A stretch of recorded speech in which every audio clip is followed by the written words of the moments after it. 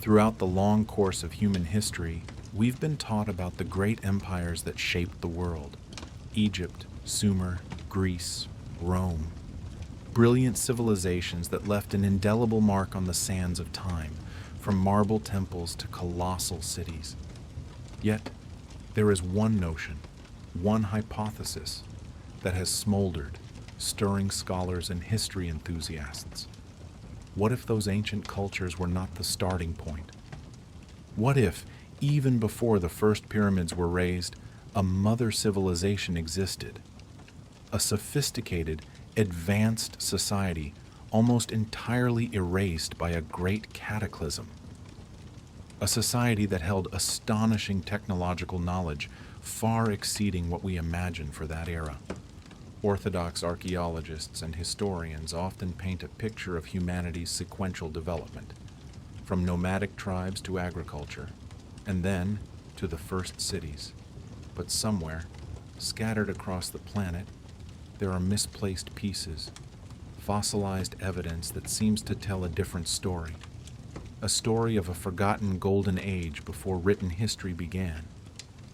This lost prehistoric civilization may have mastered the art of moving massive stones, possessed advanced astronomical understanding, and perhaps even controlled some form of energy.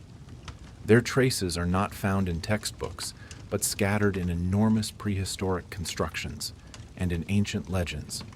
One of the most compelling pieces of evidence supporting this hypothesis lies in eastern Turkey, Göbekli Tepe. This is not merely a ruin. It is a sanctuary, a temple, dating back approximately 11,000 years, a time when, according to universal consensus, humans were still living in small, nomadic hunter-gatherer tribes. This site predates agriculture, it predates city building. Imagine dozens of T-shaped stones weighing tens of tons, intricately carved, deliberately arranged into circles. This demands an organized society, sophisticated architectural knowledge, and construction skills. How could a structure of this scale and complexity be created in an era when we believe humans were just beginning a primitive life? Göbekli Tepe is a giant architectural question mark, rewriting the entire timeline of civilization. But the traces are not just stone, they are also stories. Across almost every continent, from the ancient texts of the Sumerians to the Hindu traditions and the oral histories of indigenous peoples in the Americas and Oceania, we find an unmissable common motif: the myth of a great flood or global catastrophe that destroyed a previous world. All these stories describe a powerful civilization that was wiped out by a sudden natural event: floods, earthquakes, volcanic eruptions, or a drastic climate change. For some researchers, the astonishing repetition of this theme is not a coincidence. It is a distant echo of the same single disaster, retold in various forms by scattered survivors. If this advanced civilization truly existed and fell, could their legacy survive in some form? Could that hidden knowledge have been passed down to subsequent cultures, concealed in plain sight? Many believe the answer is yes, and the clearest clues may lie deep beneath the desert sands, hidden within the great mysteries of ancient Egypt.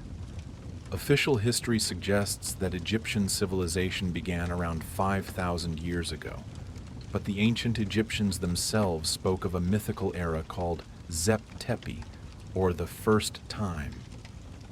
A period before the pharaohs, when the gods were said to have walked the earth and imparted the foundations of knowledge and architecture. At the heart of the Giza Plateau lies a crucial piece of this theory: the Great Sphinx. This colossal statue, traditionally dated, is associated with Pharaoh Khafre and dates back approximately 4,500 years. However, geologist Robert Schoch studied the Great Sphinx and came to a startling conclusion. The type of erosion on the statue's rock was not caused by desert wind and sand. It is the result of heavy rain erosion. This suggests the Sphinx may have been carved from around 12,500 years ago, long before the pharaohs, at a time when Egypt still received heavy rainfall. This theory is supported by the fact that neighboring structures do not show the same type of erosion, indicating they are newer constructions. Could the Great Sphinx be a silent sentinel, a relic from a forgotten first time, preserved by the Egyptian inheritors? And what if this guardianship is related to the stars?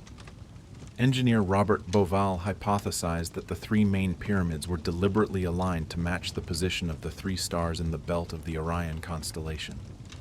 This correlation becomes most astonishing when we look at the sky as it appeared around 10,500 BCE, a date that coincides with the end of the last ice age, and the possible existence of that lost ancestral civilization. If this arrangement is not random, it implies that the planners of the Giza complex possessed extremely precise astronomical knowledge and a deep understanding of the movement of the stars over millennia. Perhaps what we call mythology is merely the echo of forgotten truths. Whether or not a mother civilization existed, ancient Egypt still stands out as one of the most astonishingly accomplished cultures in human history. To build their colossal structures, the Egyptians developed a sophisticated array of technologies. They mastered stone construction, knew how to transport stone blocks using a system of sleds on moistened sand, utilized rudimentary ramps and levers, and were adept at leveling the ground with absolute precision. Their knowledge extended beyond architecture. They had a numeral system, applied geometry in practice, invented papyrus, ink, and a complex writing system, hieroglyphs. They were knowledgeable about chemistry, knowing how to mummify and create cosmetics. Egyptian medicine was among the most advanced in the ancient world, with doctors specializing in ophthalmology and surgery, capable of diagnosing diseases by observing pulse and symptoms. One extraordinary example of their medical understanding is the use of prosthetics made from leather, wood, and plant fibers. Modern studies have confirmed these parts were not just ceremonial, but were used in daily life, proving a deep understanding of anatomy and biomechanics. Even artifacts like the Saqqara bird, a wooden carving dating to around 2,200 years ago, bearing the characteristics of a glider, have caused many to question. Its aerodynamic design suggests an early understanding of the principles of flight, although there is no conclusive evidence. But the pivotal question remains: was part of this knowledge and the technology used to construct the colossal pyramids and majestic temples inherited from a previous civilization that collapsed or disappeared? The Great Pyramid of Khufu, built from millions of perfectly aligned stone blocks, exhibits a level of geometric precision that is difficult even for modern technology to replicate. No mortar was used between the blocks, yet the joints are so precise that in many cases, not even a razor blade can fit through. Furthermore, the pyramid's orientation to the cardinal points is near perfect, raising questions about how the Egyptians achieved such accuracy without a compass or modern tools. In recent years, the desire to understand the Great Pyramid better has led to new studies supported by advanced technology.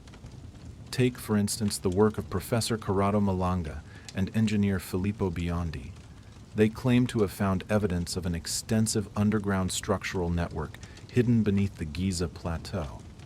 Using synthetic aperture radar technology, the researchers claim to have discovered a network of structures including vertical shafts, spiral staircases, and cubic chambers, extending to an incredible depth of 648 meters and stretching nearly 2 kilometers beneath the plateau. Some of these formations may coincide with the legendary Hall of Records, a mysterious library supposedly housing the lost knowledge of ancient civilizations. Could these subterranean structures be the remnants of a society that existed before the Egyptians? Even more surprisingly, beneath the Khafra pyramid, 8 vertical cylindrical shafts have been identified. They are hollow inside and surrounded by descending spiral ramps, reaching the same depth of 648 meters. At the bottom, two colossal cubic chambers were reportedly discovered.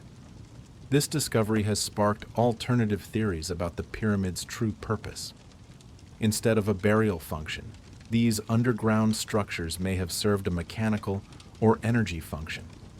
This idea resonates with the theories of Nikola Tesla, who believed the pyramids harnessed the Earth's energy. It also connects with the hypothesis of Christopher Dunn, who proposes the Great Pyramid was a vibrational machine designed to generate power. However, the mainstream scientific and archaeological community still greets these claims with deep skepticism.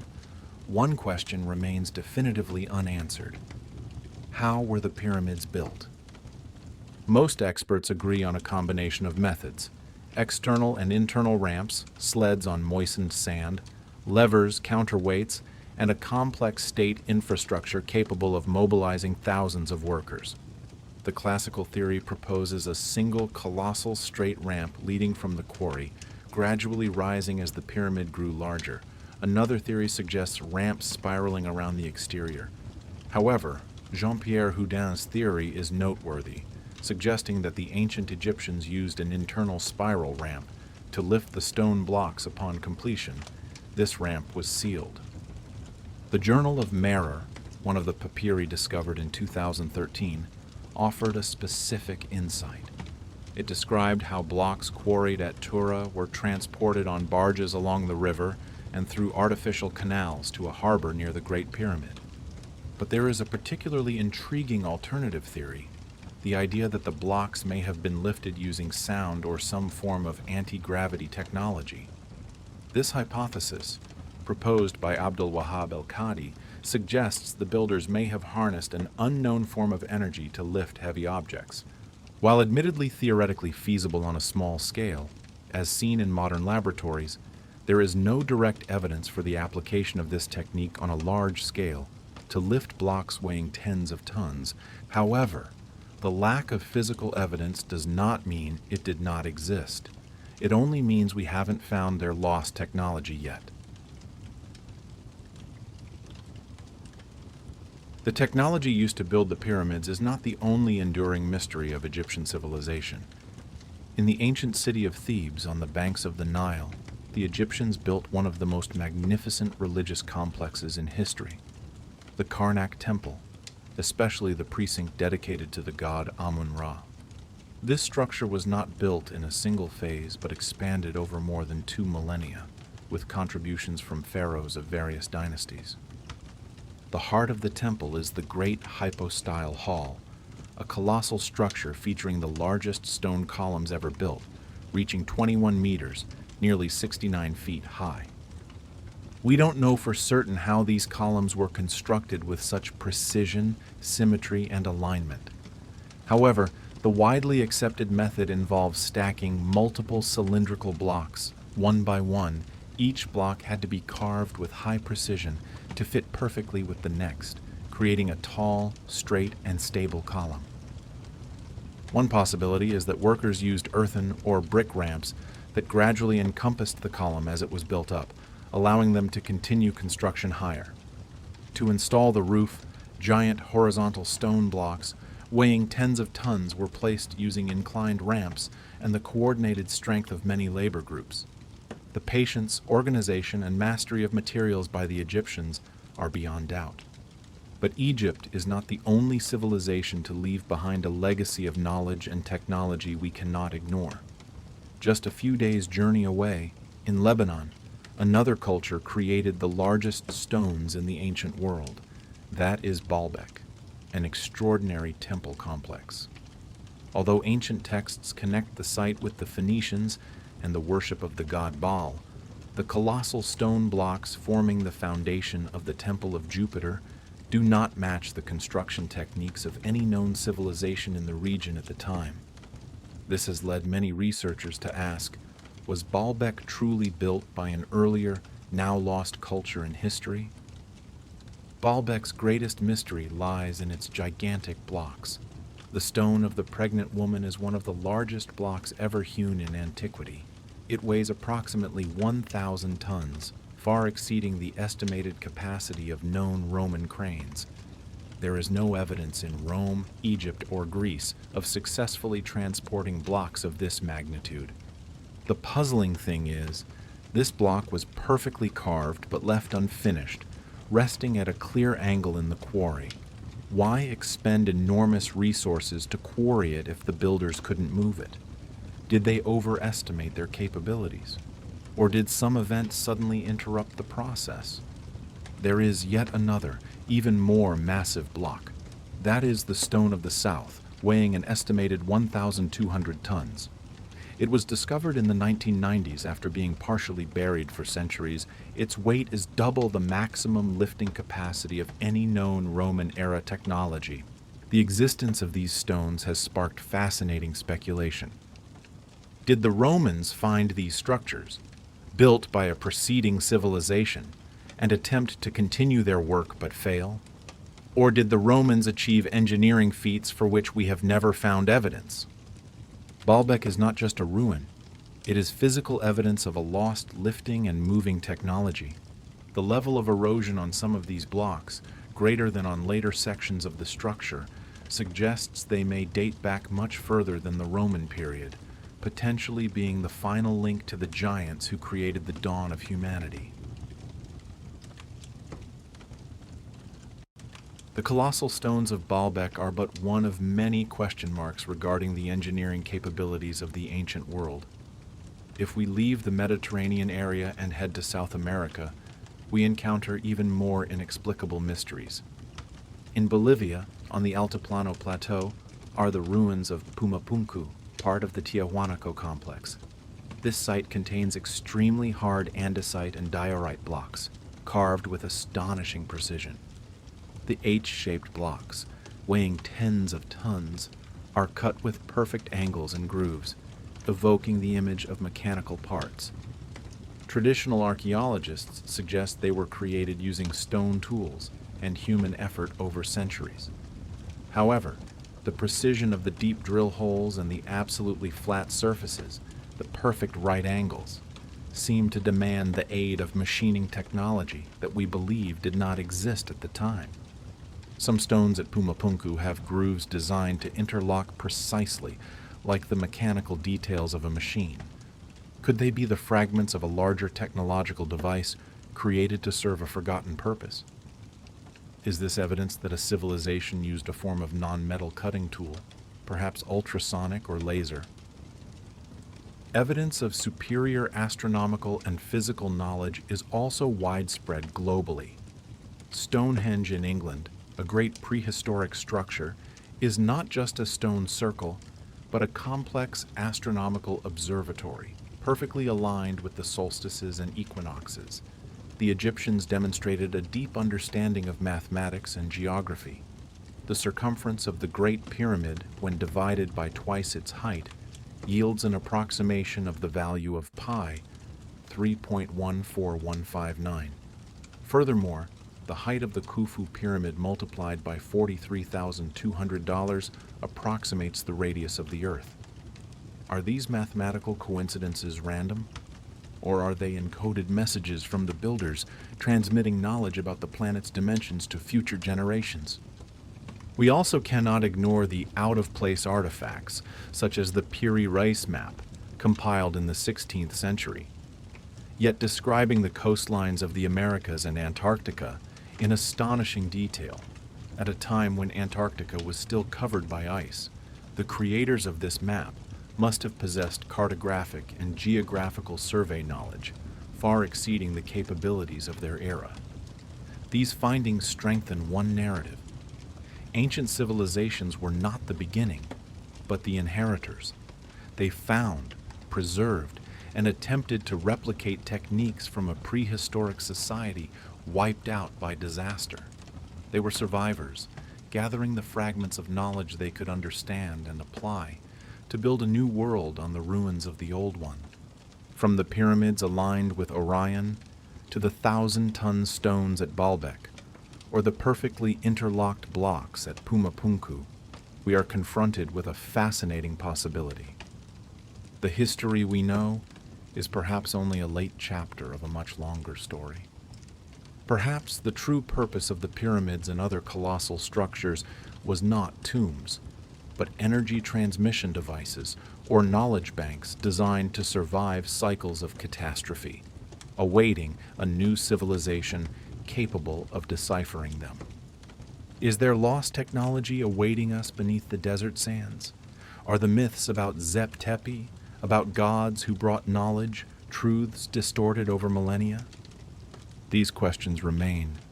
They invite us to look back at the past with unlimited curiosity, to challenge what we believe is true, and to seek the final pieces of that lost civilization. Close your eyes. Let your mind traverse distant plains, beyond the limits of imagination. We stop at Baalbek, Lebanon, a site where even the great Romans, with all their might, had to build upon a foundation far older and more mysterious. Right there in the nearby quarry, a monolith, a single stone slab, lies, half submerged in the bedrock. It was not fully separated, never used, but its existence shakes all our understanding of ancient engineering. That is the Forgotten Stone, also known as the third monolith of Baalbek. Weighing an estimated 1,500 to 1,600 tons, it is the largest single stone ever carved. Picture this. It is the single block of matter carved by human hands, heavier than any stone ever incorporated into any pyramid, temple, or structure anywhere in the world. Why does it lie there? The builders carved it, they prepared it, but they could not move it. Did they hit their own physical limit? Was it a colossal miscalculation in the planning phase? Or perhaps it was a symbolic project, a statement of power, a testament to an ambition that no human technology, even today, can easily replicate. The mystery remains, unsolved, dormant under the sun. And then, centuries later, upon the very foundations of those gigantic stone mysteries, the Romans built their own temples. Though they didn't use the abandoned 1,000-ton blocks, their ambition was no less grand. Behold the Temple of Jupiter. It once boasted columns nearly 20 meters, about 65 feet, high, some of which still stand, colossal stone fingers reaching for the sky. The marvel is that these columns are not made from local stone.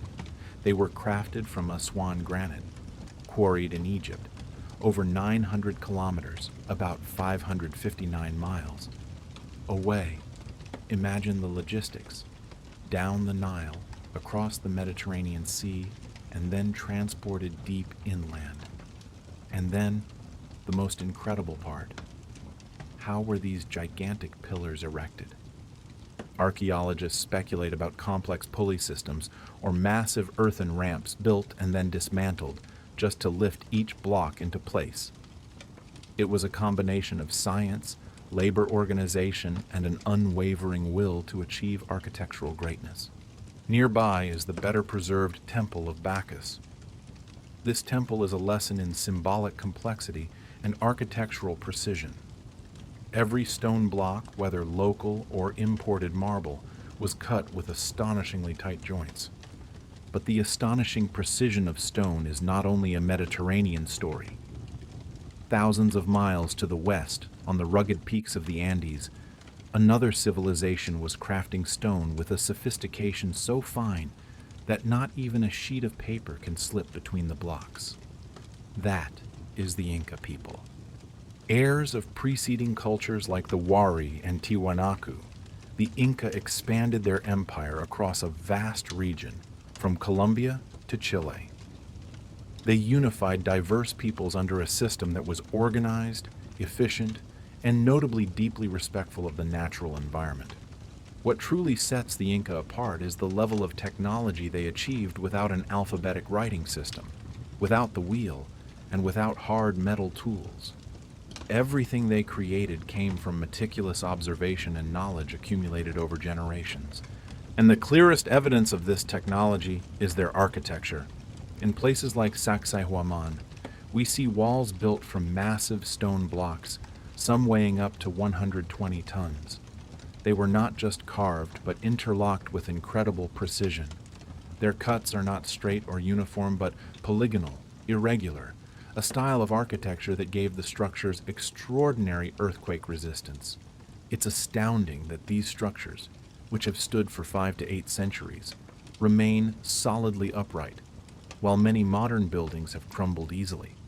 It is believed that the irregular joints between the blocks allow the walls to absorb and dissipate seismic energy. This was not just advanced architectural knowledge, but a profound understanding of the natural forces acting on their world. But Inca engineering didn't stop at stone walls.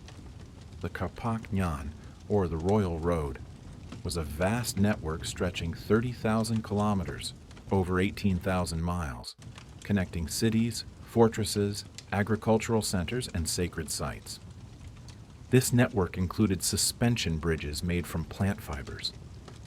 The Keswachaka Bridge, spanning the Apurimac River, is a living example of this ancient engineering built from ichu, an Andean grass. It is renewed annually through the communal effort of the local people who are preserving this traditional knowledge. They built a great empire without the tools we consider essential. But how did they manage, calculate, and record their achievements? In the field of agriculture, the Inca developed systems that are today considered textbook examples of climate adaptation. The terraces, still visible in places like Pisac, are stepped land platforms built on the steep Andean slopes. They utilize the natural inclination to conserve water and create favorable microclimates for crops.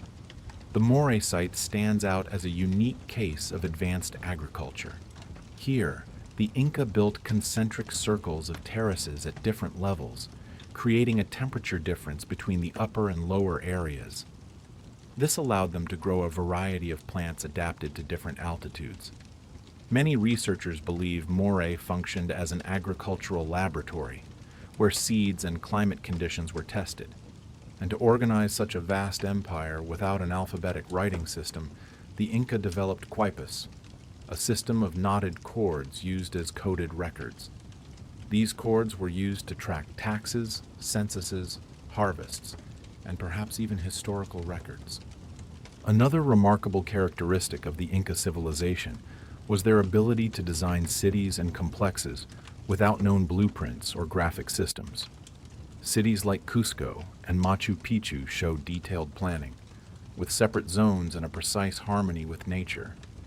This precision, this ingenuity, leads us to a city that was forgotten for centuries, nestled atop a mountain peak, a city that even torrential rains and earthquakes could not shake. The first outstanding feature of Machu Picchu is its location, situated at an altitude of 2,400 meters, about 7,874 feet above sea level, nestled between mountain peaks in a region prone to earthquakes and heavy rainfall. Yet its structures have endured for nearly 6 centuries. The secret lies in the design. The walls are trapezoidal, and the interlocking of the stone blocks is so fine that it prevents water from seeping through and keeps the blocks from shifting during an earthquake. This is architecture designed to withstand the tests of nature. Another great innovation is the hydraulic system.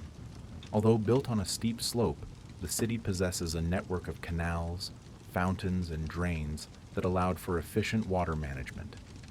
Water came from natural springs and was distributed by gravity through finely carved stone channels. This system not only provided water for the residents, but also prevented flooding.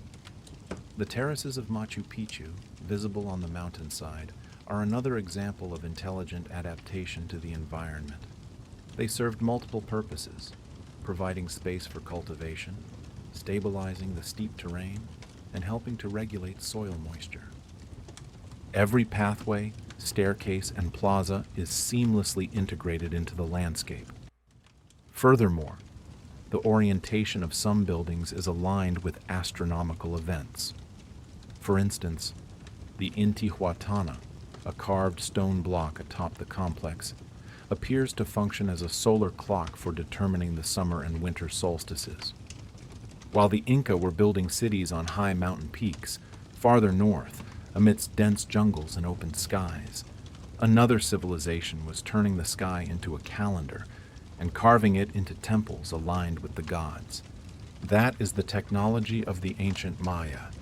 The Maya flourished in a challenging environment of dense jungle and scarce permanent water sources.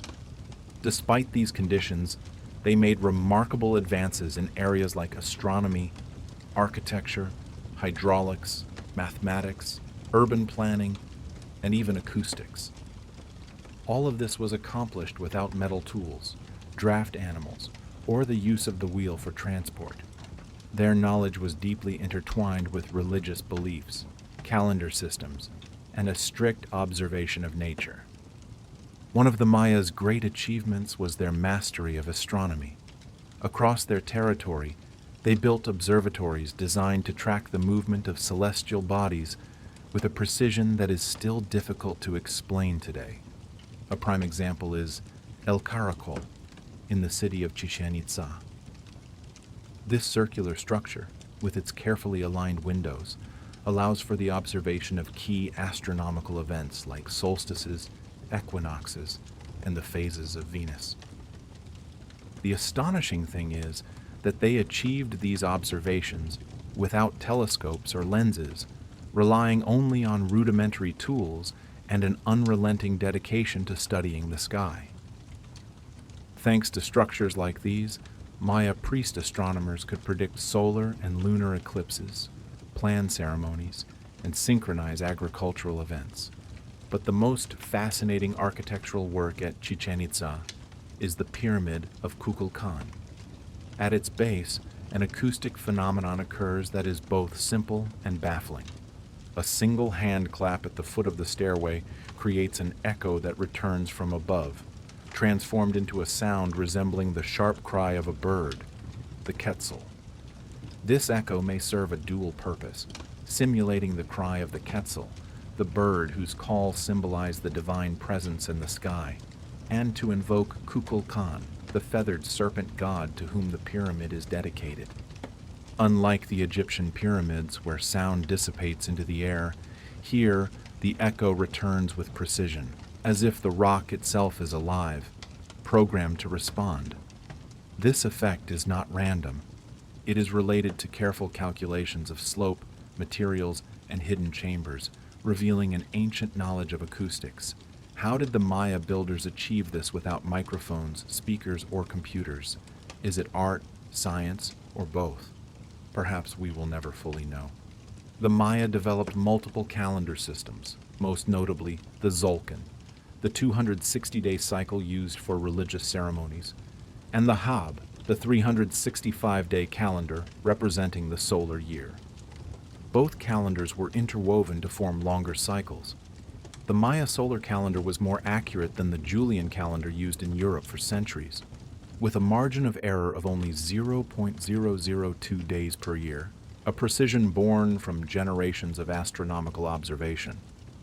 In the field of hydraulic engineering, despite living in regions without perennial rivers, they created complex systems for collecting, storing, and distributing water. In cities like Tikal, archaeologists have found artificial canals, drains, and underground reservoirs. The organization of Maya cities also demonstrates a high level of urban planning. Major centers like Tikal and Calakmul were laid out hierarchically and symmetrically. Ceremonial areas, palaces, public plazas, housing, and agricultural spaces were distributed rationally and purposefully. And in mathematics, the Maya created a base 20 system and introduced the concept of zero as a numeral placeholder in a sequence, long before its appearance in Arabic or European systems. Their numbering system, consisting of dots, bars, and a shell shape, was both simple and powerful, and suitable for large calculations and astronomical operations. What is truly astonishing about these achievements is that the Maya built their monuments without metal, the wheel, or draft animals. Even with these constraints, they erected temples up to 45 meters, 147 feet high, using local stone and tools made from carved stone. After the fall of the Maya observatories, Mesoamerica was not silent. On the contrary, a new city rose upon a lake, echoing with war whistles and ceremonial drums. Tenochtitlan.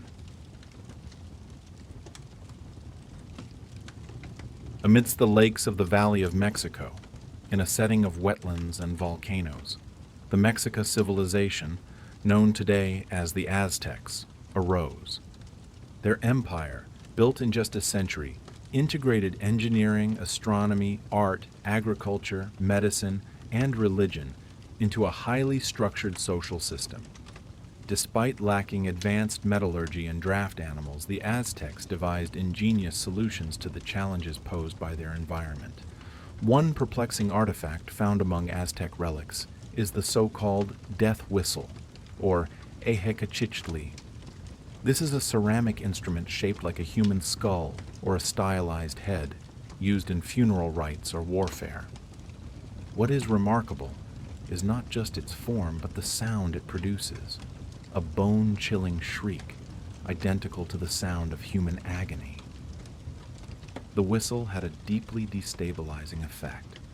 It is believed that these whistles were used as psychological warfare tools, blown by dozens, even hundreds, of warriors simultaneously before charging into battle.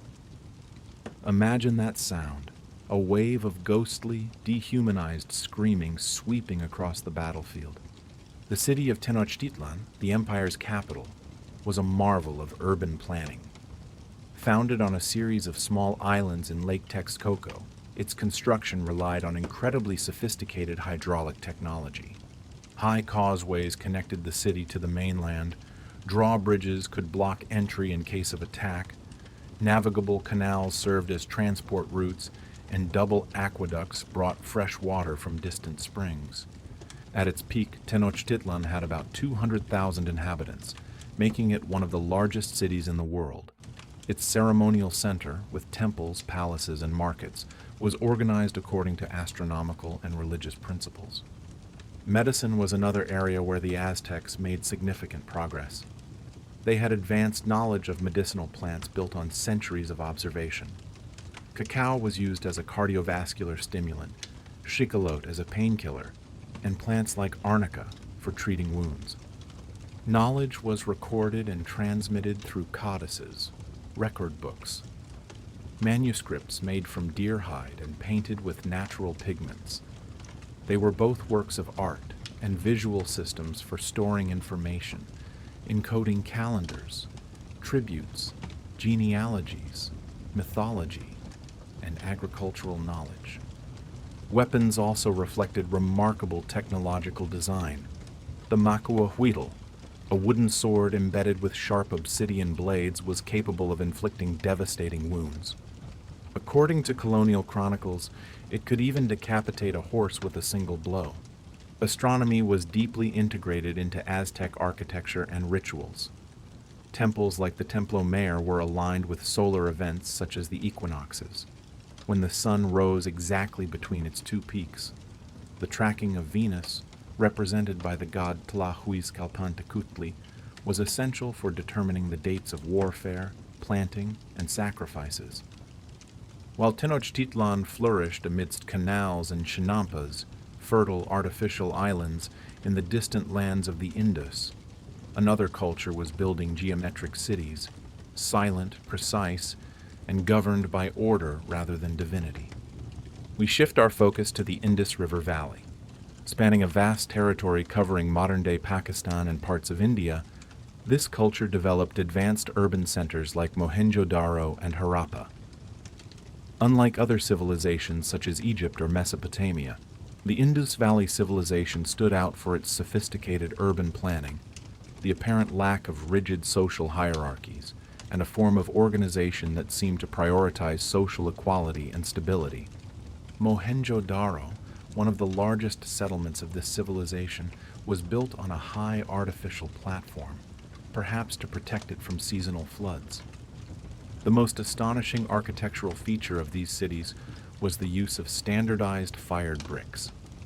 Despite being built over a wide area, the brick dimensions were uniform, suggesting a central, sophisticated system of measurement and quality control. This uniformity is evidence of a tightly organized administrative body. The houses were built on a grid pattern, with wide, straight streets and small alleyways. Most homes had inner courtyards, bathrooms, and individual drainage systems. This is a sign of comfortable living and an emphasis on hygiene. Leaving the ordered aridity of the Indus Valley, we turn toward the eastern Mediterranean coast. There, a civilization shaped the modern world not with colossal pyramids or complex drainage systems, but with trade and language.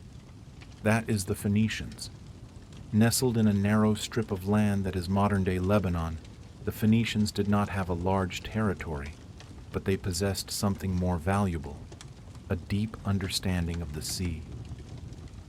They became the greatest sailors and merchants of the ancient world, establishing a trading network that stretched from Tyre, Byblos, and Sidon all the way to Spain and the Atlantic coast of Africa. Their primary technology was not stone, but wood and sail. The Phoenicians were master shipbuilders.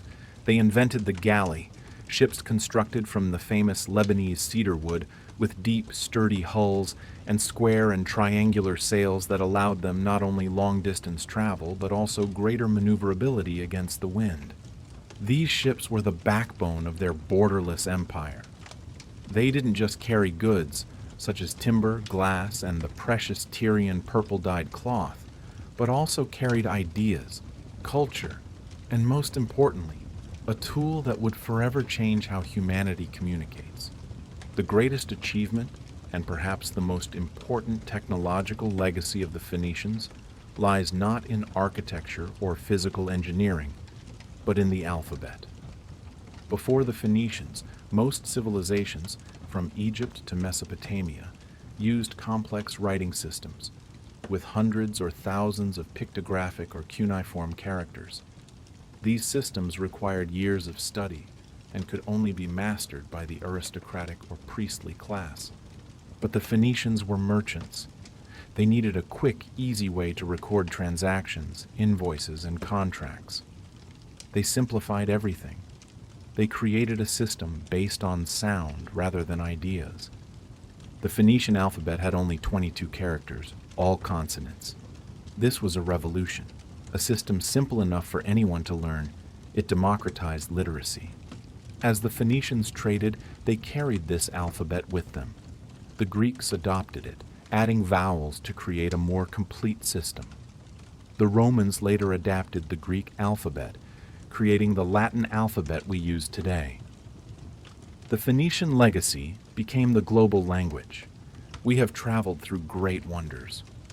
From the abandoned 1,000-ton stones of Baalbek, challenging all limits of force and physics, to the high mountain cities of the Inca, where seismic precision was achieved without the wheel or steel, then to the observatories of the Maya, who mapped the sky with absolute accuracy and created a mythical echo in stone, and finally to the global trade network of the Phoenicians, who changed how we think and communicate with a simple 22-character alphabet. These stories, spanning millennia and thousands of miles, are not just history lessons.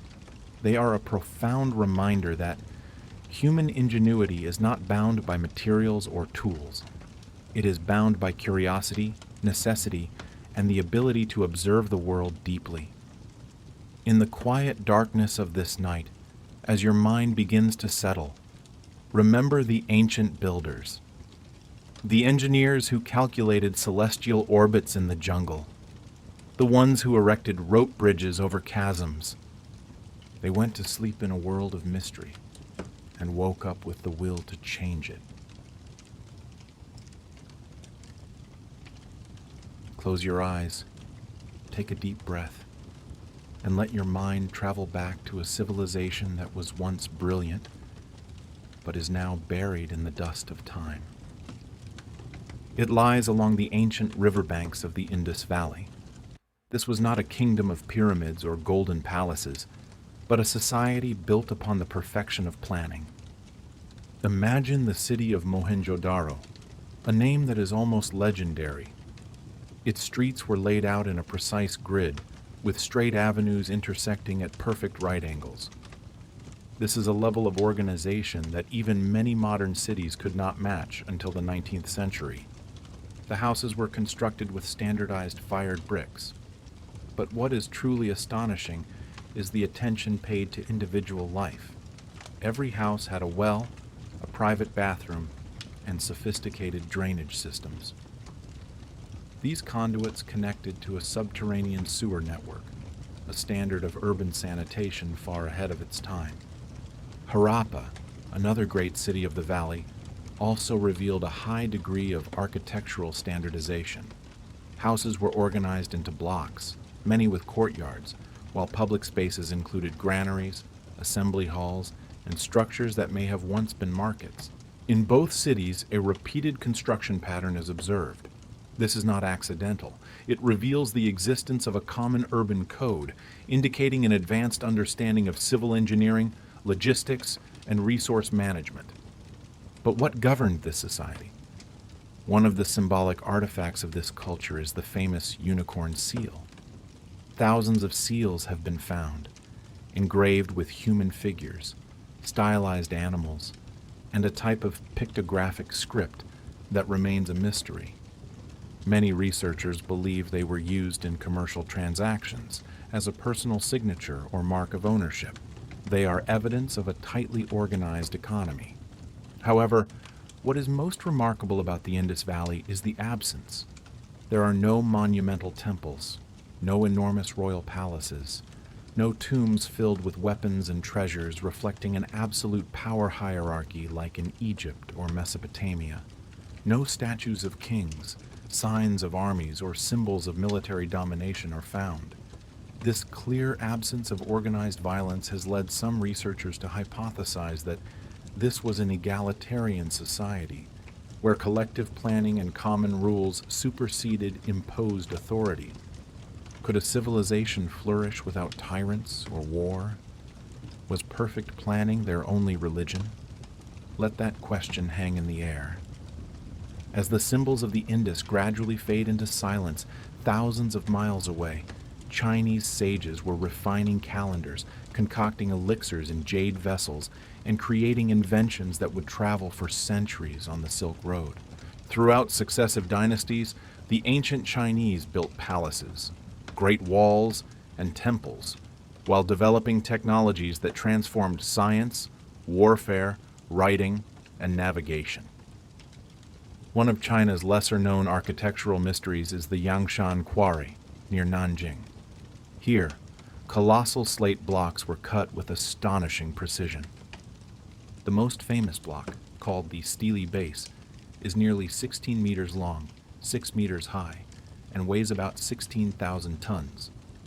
It was never completed or transported, and still lies partially separated from the bedrock.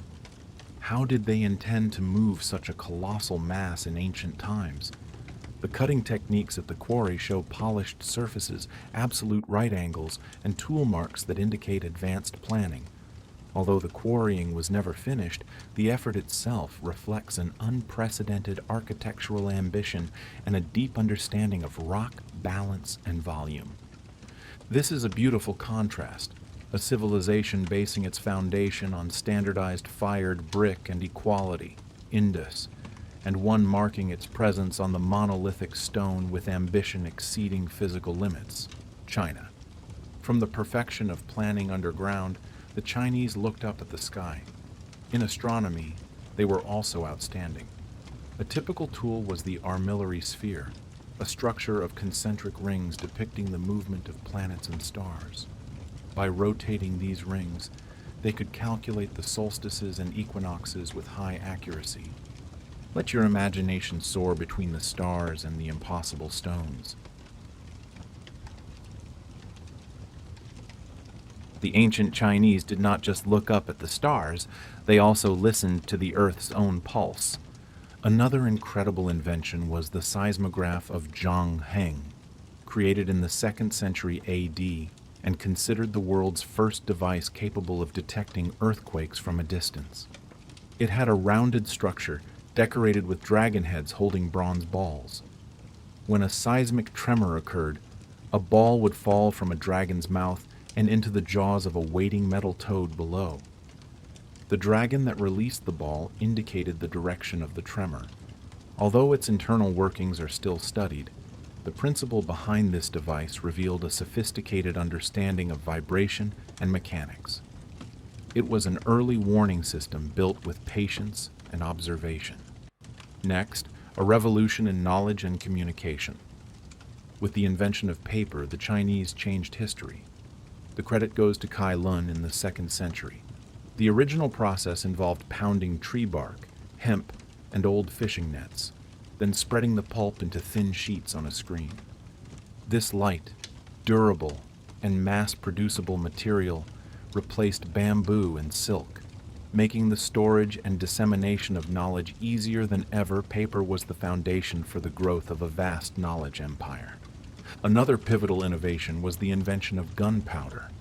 By mixing saltpeter, sulfur, and charcoal, Chinese alchemists discovered an explosive substance initially used in ceremonies and fireworks. Although military application came later, the power of this chemical mixture forever changed warfare and engineering. And finally, the magnetic compass allowed sailors to navigate even under cloudy skies. The Chinese discovered that magnetite, a naturally magnetic rock, aligns itself with the Earth's poles. Thanks to this technology, Chinese explorers and merchants plotted reliable sea routes across the South China Sea long before the rest of the world understood terrestrial magnetism. The Chinese fixed the North with a magnetized needle. In contrast, the engineers of Tiwanaku, without compasses or iron, shaped stone, mastered water, and cultivated the sky, at an altitude of nearly 4,000 meters above sea level. Tiwanaku, a key pre-Inca culture in South America, flourished for nearly a millennium, leaving a legacy of architecture, agricultural knowledge, and astronomical observation that demonstrates incredible engineering skill. One of the most mysterious sites of this civilization is Pumapunku. It features colossal stone blocks, some weighing up to 130 tons. These blocks were transported from distant quarries and carved with near-surgical precision. The smooth, polished surfaces, straight cuts, and well-defined angles look as if they were shaped with modern tools. In particular, the precision of the H-shaped blocks, designed to interlock tightly, suggests a complex architectural plan and mastery of advanced carving techniques. The stability of these structures also reveals an advanced understanding of anti-seismic engineering. Tiwanaku is located in an area prone to tremors, yet many of their constructions have stood firm through centuries of shaking and shifting. Metallurgy also reached a high level of complexity. Tiwanaku artisans produced tools and decorations from alloys of copper, arsenical bronze, and tin, combinations that required precise knowledge of melting temperatures and chemical ratios. They didn't just master metal, they mastered stone. This civilization also left clear evidence of sophisticated astronomical knowledge. The Kalasasaya Temple, a rectangular stone enclosure, is aligned with the solstices and equinoxes. From specific observation points, the builders could accurately determine the crucial moments of the solar year, used to regulate agricultural and ceremonial cycles. They turned stone into a perpetual calendar, connecting the high mountains to the vast cosmos. On the other side of the hemisphere, in a land shaped by monsoons and ancient wisdoms, another civilization was also blending engineering with spirituality in temples, carved into rock and observatories aligned with the heavens. For centuries, ancient India made advances that left a lasting mark on architecture, mathematics, astronomy, and engineering. One of the most incredible feats of ancient hydraulic engineering is the Chand Bauri stepwell. Located in the village of Abhaneri, Rajasthan, built around the 9th century, it served as a water reservoir, a gathering place, and a refuge from the extreme heat.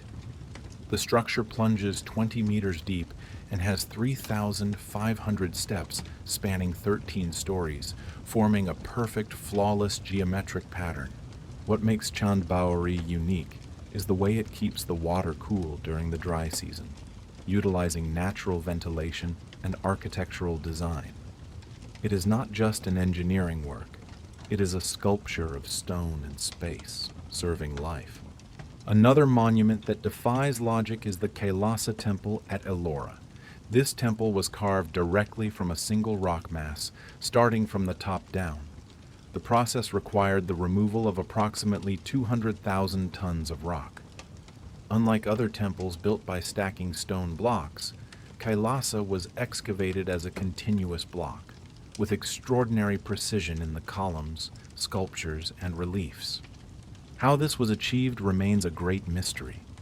Its alignment, symmetry, and scale show no errors or adjustments, suggesting the builders had a detailed plan for the entire project before they began carving. This method, leaving no room for error, required a spatial vision and mathematical ability that astonishes modern engineers. Indian mathematicians were also pioneers in conceptualizing zero as an independent number, a fundamental concept for the decimal system. They also calculated an approximation of pi as approximately 3.1416, long before it was accepted in Europe.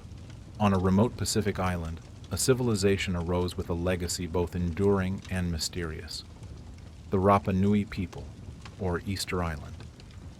Cut off from the outside world, without metal, without draft animals or abundant resources, the ancient Rapa Nui learned to make the most of what the land and sky offered.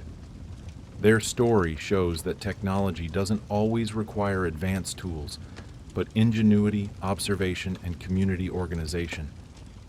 The most prominent expression of their engineering skill is the moai, stone statues carved with high precision and scattered across the island. Some of these gigantic statues are up to 10 meters high and weigh up to 80 tons. They were sculpted from volcanic rock at the Rano Raraku crater. What is incredible, besides their appearance, is the transportation. Hundreds of moai were moved from the quarry to ceremonial platforms distributed throughout the island, some located very far from their origin. All was accomplished without wheels, without draft animals, and without the thick forest cover due to the island's vegetation eventually disappearing. Several theories have been proposed on how these colossal statues were moved.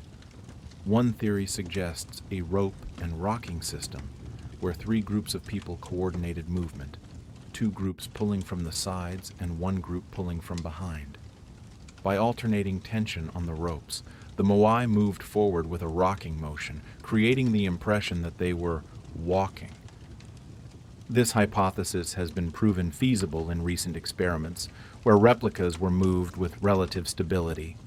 While the mystery remains, the construction of these stone giants is a testament to the fact that perseverance and collective intellect can overcome the most severe physical limitations. In the heart of the Arabian Desert, one of the driest places on Earth, the Nabateans built cities whose very existence remains a puzzle, and their engineering continues to amaze us. Their greatest legacy is Petra, a city carved into the sandstone cliffs of Jordan. Here, the Nabateans applied advanced knowledge of the terrain to sculpt temples and tombs directly into the rock. They built from the top down, carving with iron and bronze tools, shaping steps, columns, doorways, and reliefs with geometric precision that has survived for centuries. This technique required meticulous planning. A single mistake could ruin the entire structure, so every chisel strike had to be made with foresight and skill. However, more incredible than the magnificent facades is what sustained life in Petra, their hydraulic engineering. In an area with scarce rainfall and extreme temperatures, the Nabateans built a system to capture, store, and distribute water, ensuring a continuous supply. They installed dams, check dams, and settling basins to filter the water before routing it into storage. This network allowed thousands of people to live and thrive in Petra for centuries. Even in drought years, the system held enough water to meet the city's needs. To the south, the Nabateans left another impressive city, Hegra, a secondary but important center in their trade network. Hegra's infrastructure shows that the Nabateans applied a hydraulic system comparable to Petra's in the middle of the desert. They managed to sustain farmlands, orchards, and gardens thanks to their extraordinary water management capabilities. Unlike empires that expanded through armies and fortifications, the Nabateans built their legacy on adaptive intelligence. They mastered water without obvious rivers, created coolness without electricity, and carved their memory into the living rock. Returning to the remote island of Rapa Nui, their technology was not limited to colossal monuments. The Rapa Nui also developed a form of writing or symbolic system called rongo rongo. Carved onto wooden tablets with curved and human-like signs, it remains undeciphered. Some researchers believe it may be a type of phonetic or symbolic script, while others think it was used as a mnemonic aid for chants, genealogies, or legends about the stars. What is known for sure is its unique reading method. It starts at a low corner, reading from left to right. Then the tablet is rotated 180 degrees for the next line, like a serpent winding its way. The existence of such a complex system developed in isolation reinforces the idea that the Rapa Nui had a deep intellectual tradition. Another notable aspect is the astronomical orientation of many Moai statues. Research has confirmed their precise alignment with celestial events like the solstices, equinoxes, and certain stars. They lacked optical instruments, but they relied on generations of sky observers who recorded celestial movements and aligned their constructions according to these events. Finally, in the mountains of southwest Anatolia, a civilization emerged that combined great aesthetic sensibility with engineering solutions adapted to the rugged terrain, ancient Lycia. These independent-minded people left a unique architectural legacy that still amazes today for its originality, precision, and daring. The Lycians developed a culture rooted in stone and landscape, carving their living spaces, places of worship, and final resting places directly into the rock. A striking feature of Lycian technology is the rock-cut tomb architecture.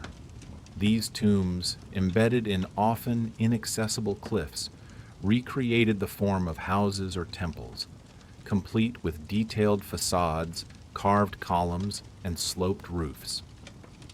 At sites like Pinara, tombs are stacked upon each other, some 50 meters above the ground. The precision of the reliefs, the finely finished architectural details, and the scale of these works suggest that the builders possessed both artistic mastery and advanced knowledge of scaffolding or suspended platforms. These were carefully planned structures, mimicking real houses, reflecting the Lycian belief that death was a continuation of life, a permanent home, elevated and protected. Everything is architecture. Everything is intelligence. Rest in peace. Close your eyes. Let your mind drift over the wind-swept coasts of ancient Lycia, a region that is modern-day Turkey. There, on the sheer cliffs where eagles nest, you will see the rock-cut tombs carved into the hard rock face. These magnificent structures were not just final resting places. They were grand declarations of belief and social status. The placement of the tombs in such steep and lofty locations held a deep symbolic meaning.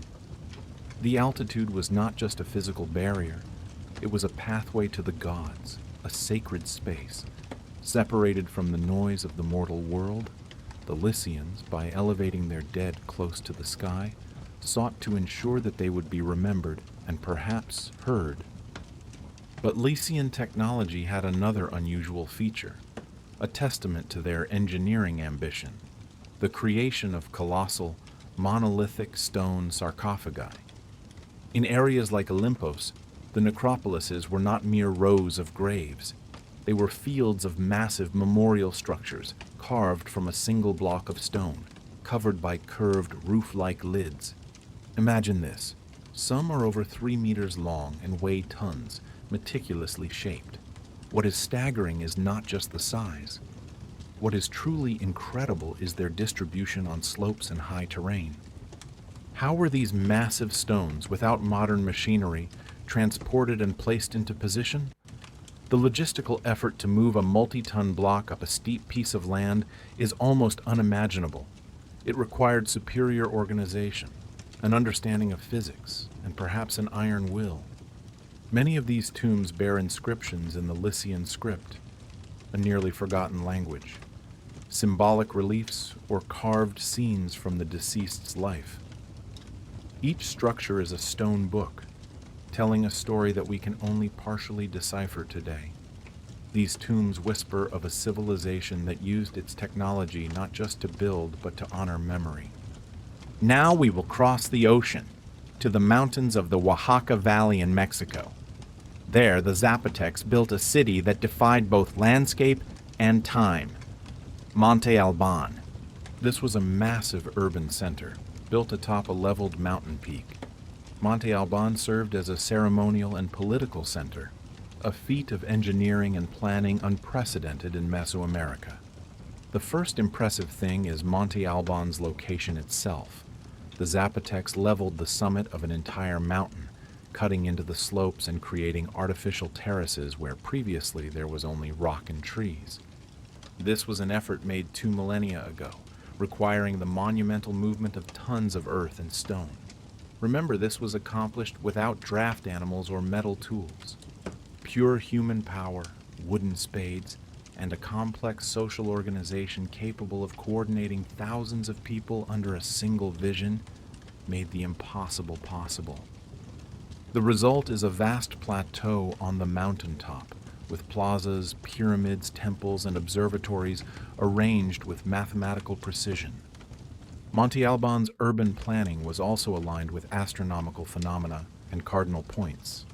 From certain platforms, the Zapotecs could observe the sunrise and sunset on agriculturally significant calendar dates like the solstices and equinoxes.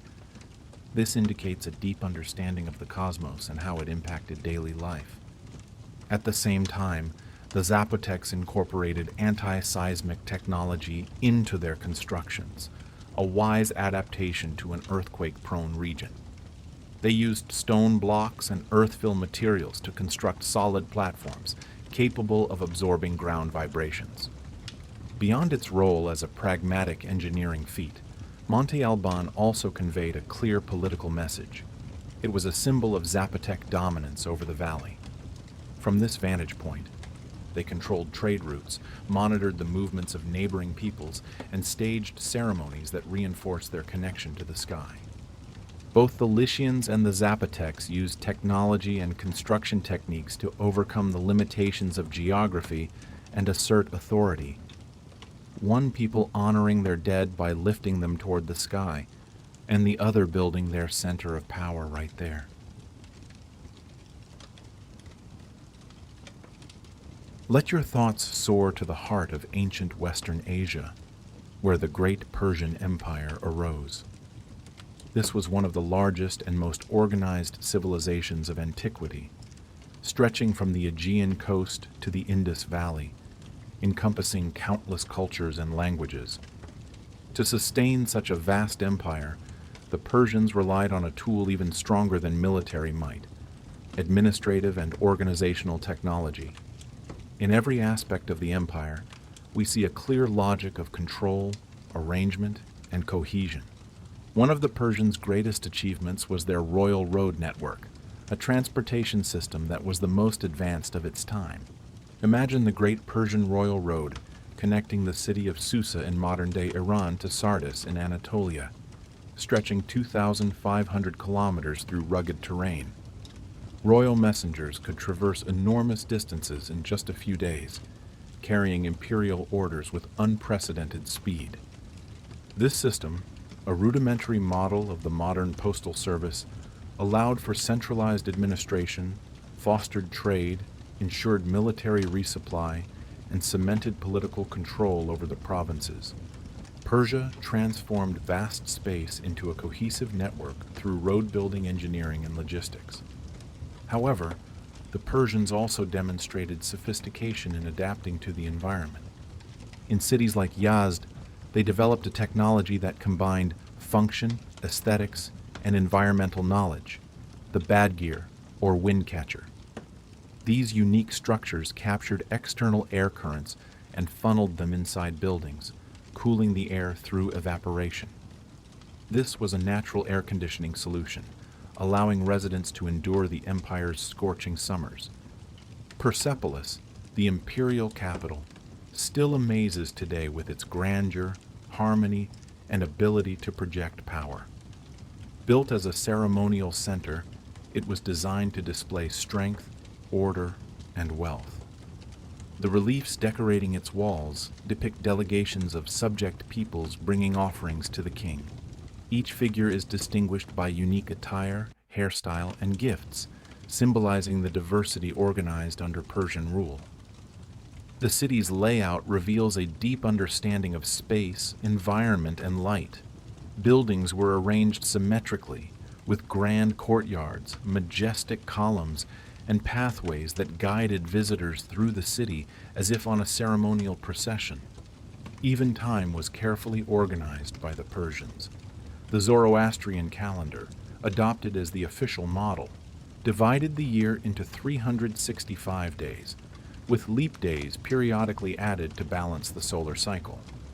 Now we will head south to the ancient land of Mesopotamia, where another empire emerged with military might and building skill, the Assyrian Empire. For centuries, the Assyrians developed a highly effective model of state organization, with a network of fortified cities, complex irrigation systems, archival storage on clay tablets, and structures that reflected both power and engineering expertise. One of their most striking creations was the lamassu, a hybrid creature with the body of a bull or lion, eagle wings, and a human face, a symbol of protection and authority. These figures were carved from a single block of stone, weighing up to 30 tons. The choice of material, their quarrying from distant sources, and the transportation of such colossal blocks required an advanced logistical system. Although the Assyrians lacked modern machinery, they managed to move these giants using ramps, wooden rollers, and organized labor. Once they reached their destination, often flanking monumental gateways, they were placed into position with millimeter precision. The architecture incorporating the lamassu also reflected a rigorous and symbolic design. They were not mere decorations, but structural elements in the system of ritual access, with their dimensions carefully calculated to create visual impact and project absolute authority. Both Persia and Assyria used their technology not just to conquer but to organize and dominate, Persia through networking and logic, and Assyria through the massiveness and symbolic power of stone.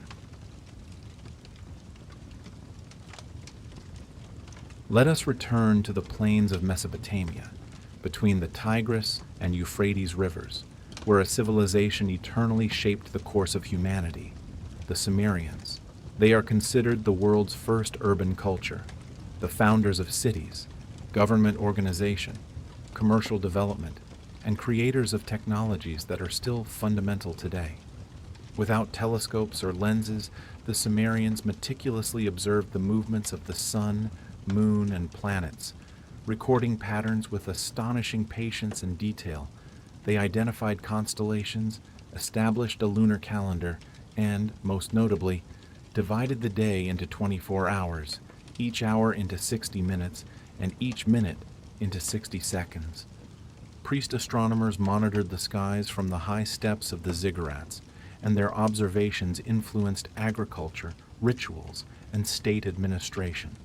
To them, The sky was a text that could be read, predicted, and systematized, and their accuracy was astounding for that era.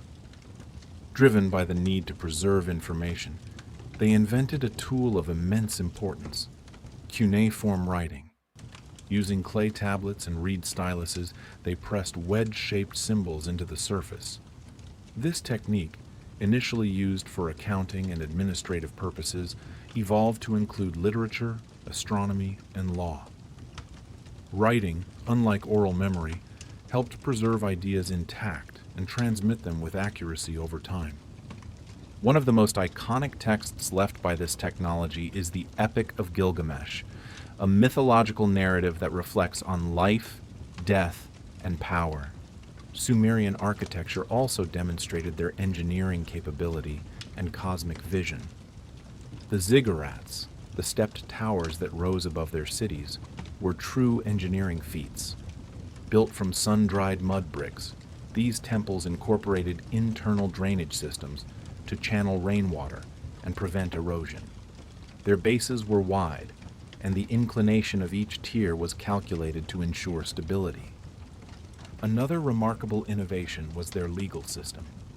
Long before Hammurabi's famous code, the Sumerians recorded laws on tablets.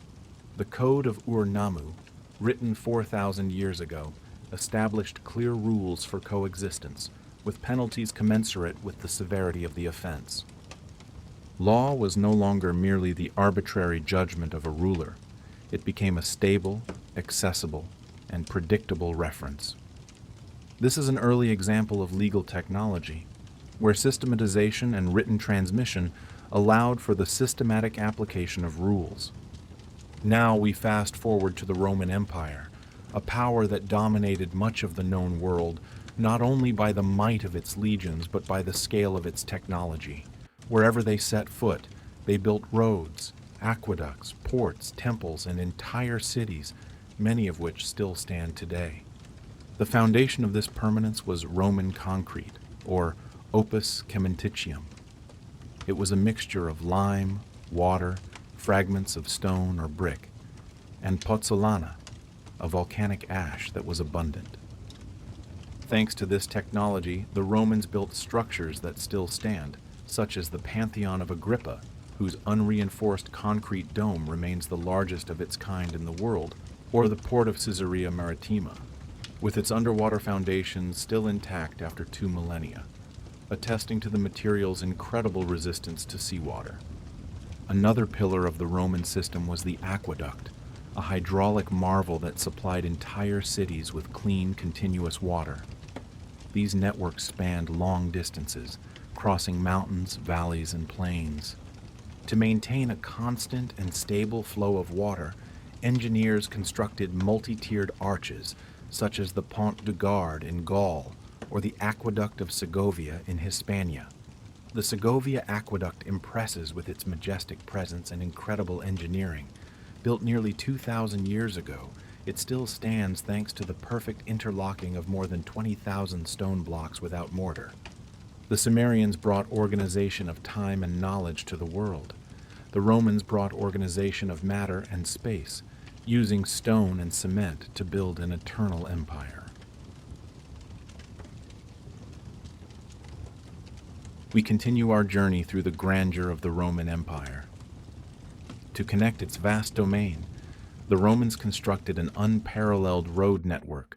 More than 400,000 kilometers of paved roads linked provinces, forts, and cities. Each road followed a multi-layered technique, a foundation of sand, then gravel, a layer of mortar, and finally stone slabs laid with absolute precision. These roads were not just pathways, they were the arteries of power, allowing for the swift movement of armies and commerce, enduring for centuries.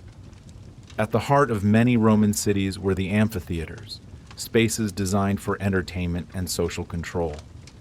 The most famous, the Colosseum, could hold up to 50,000 spectators, with radial entrances called vomitoria that allowed the arena to be filled or emptied in minutes.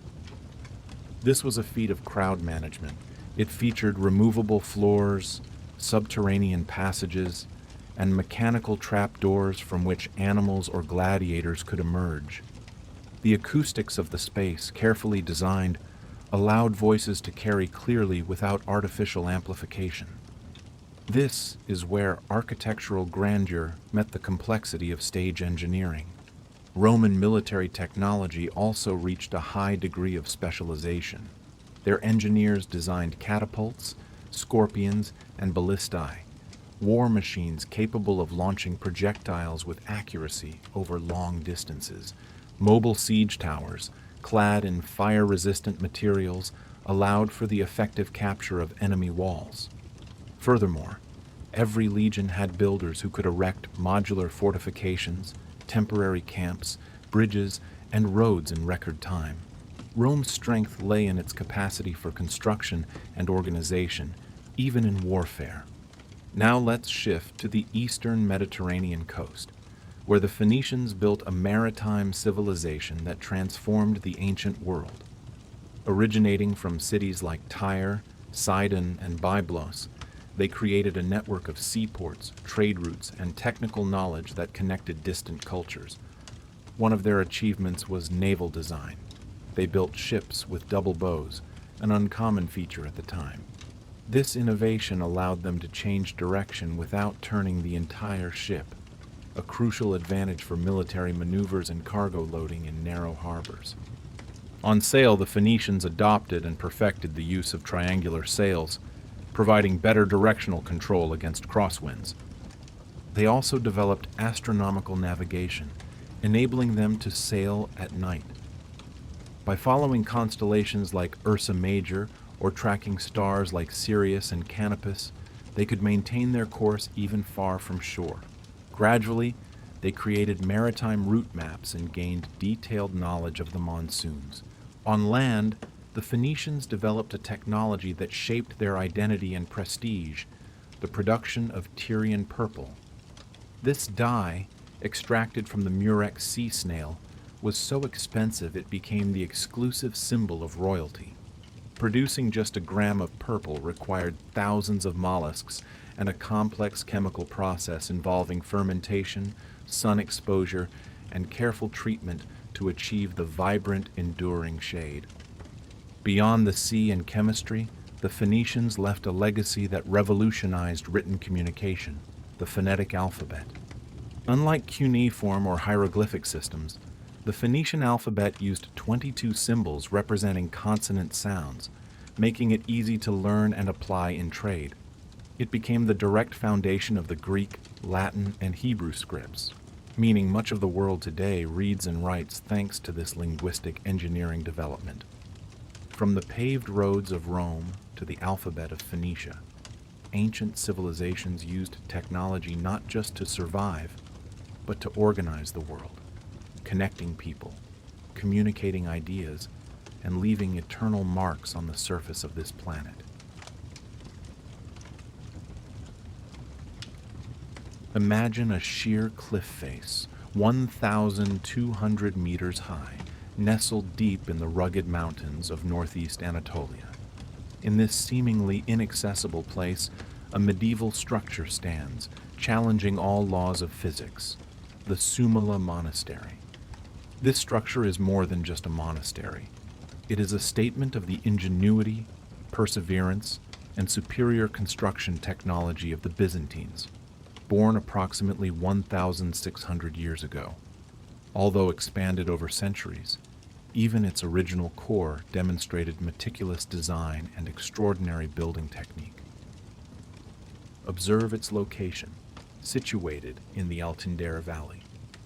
An entire architectural complex was carved deep and built into a nearly vertical cliff face. Its existence poses an unavoidable question. How could such a multi-story, complex structure be built in such an inaccessible location centuries before the advent of modern machinery and construction techniques? To create Sumala Monastery, Byzantine engineers and artisans had to overcome seemingly impossible challenges. Construction required cutting into the rock to form rooms, corridors, and chapels. But the most miraculous aspect was the transportation of construction materials along narrow, steep, and dangerous paths. It is believed that to bring tools, huge stone blocks, and even finely detailed decorative elements up high, they used a combined system of sophisticated pulleys, precisely calculated wooden ramps, and suspended platforms. Imagine the sound of straining ropes, the clash of stone, the shouting of workers echoing in the deep valley, creating a symphony of persistence and intellect. This is proof that technology lies not only in complex machines, but also in a deep understanding of physics, mechanics, and labor organization. However, Byzantine technological achievements were not limited to rock architecture. At the heart of the empire, the capital Constantinople, a most mysterious and terrifying weapon in history was born: Greek fire.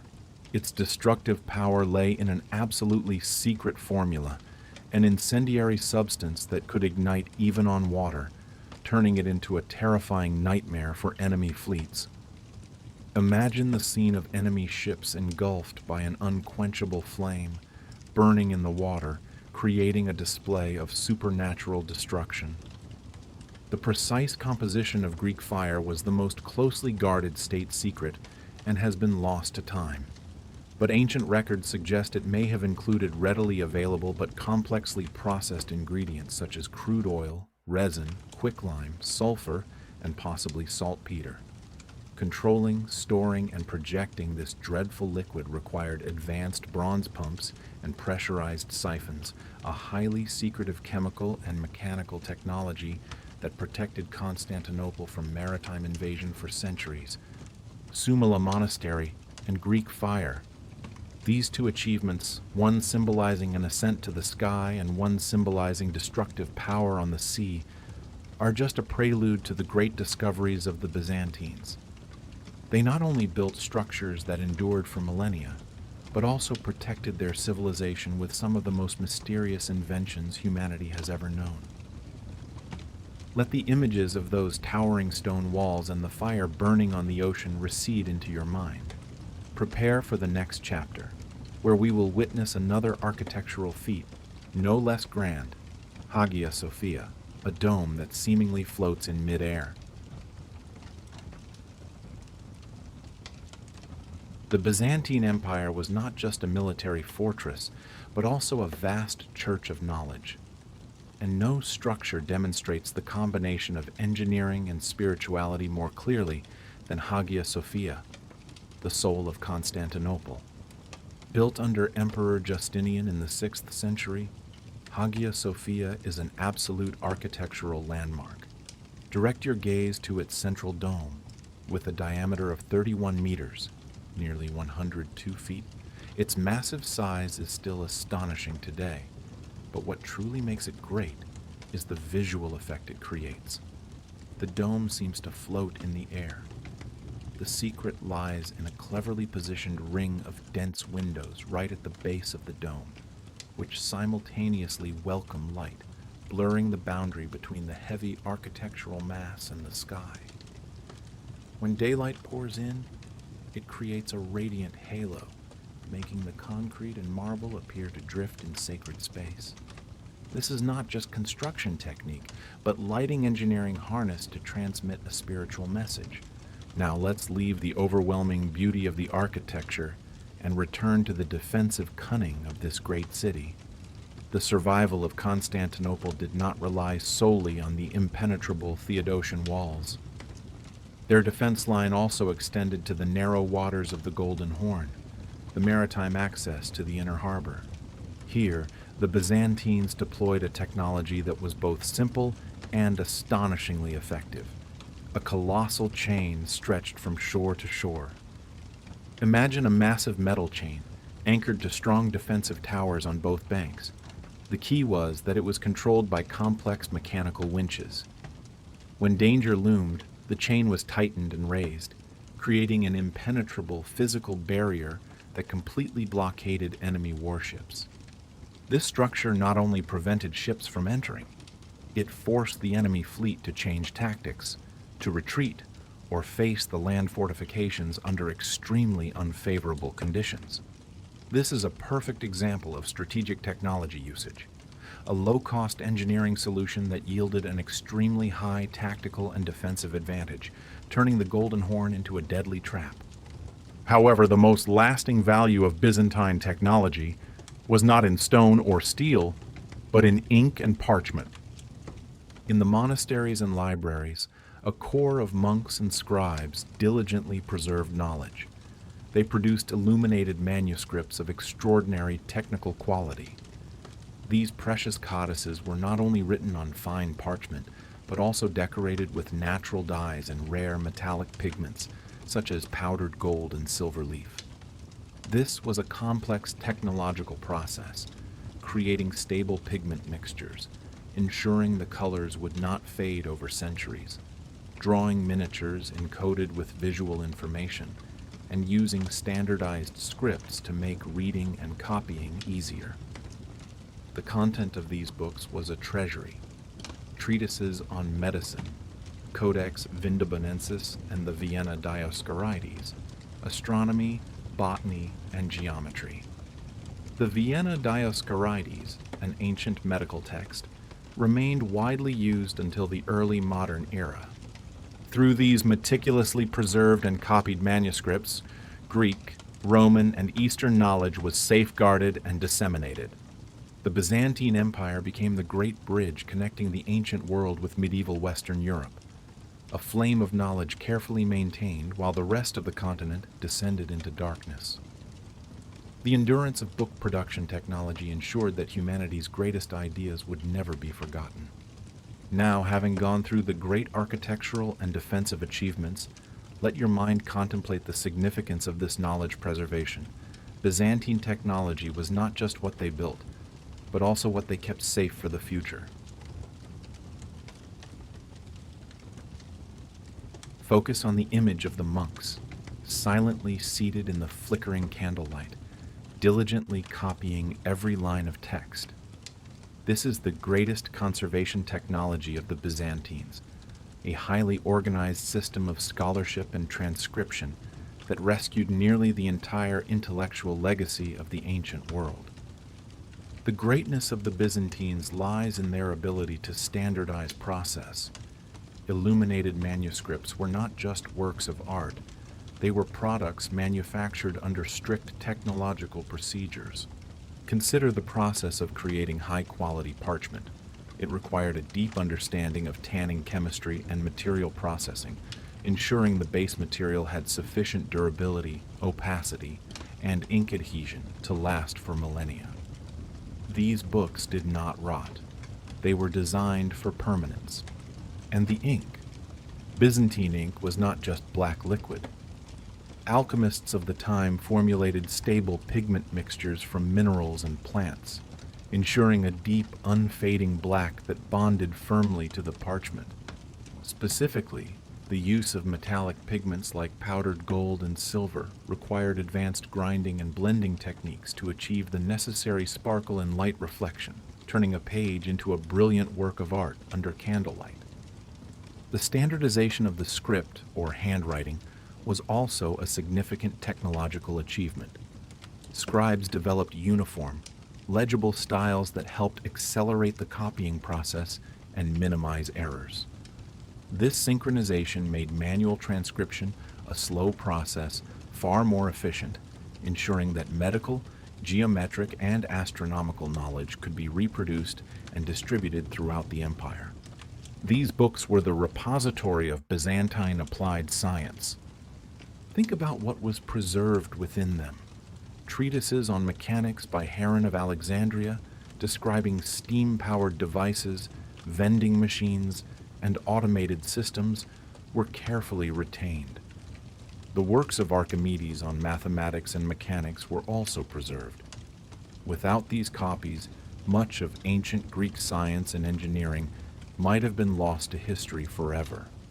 In the field of medicine especially, the Vienna Dioscorides, a crucial manuscript on medicinal plants, became an indispensable medical standard. It contained not only detailed descriptions of plants, but also illustrations drawn with high precision, serving as a visual handbook for doctors and apothecaries.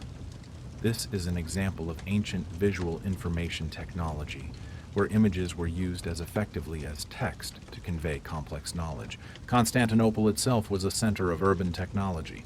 Imagine the colossal aqueduct and cistern system beneath the city.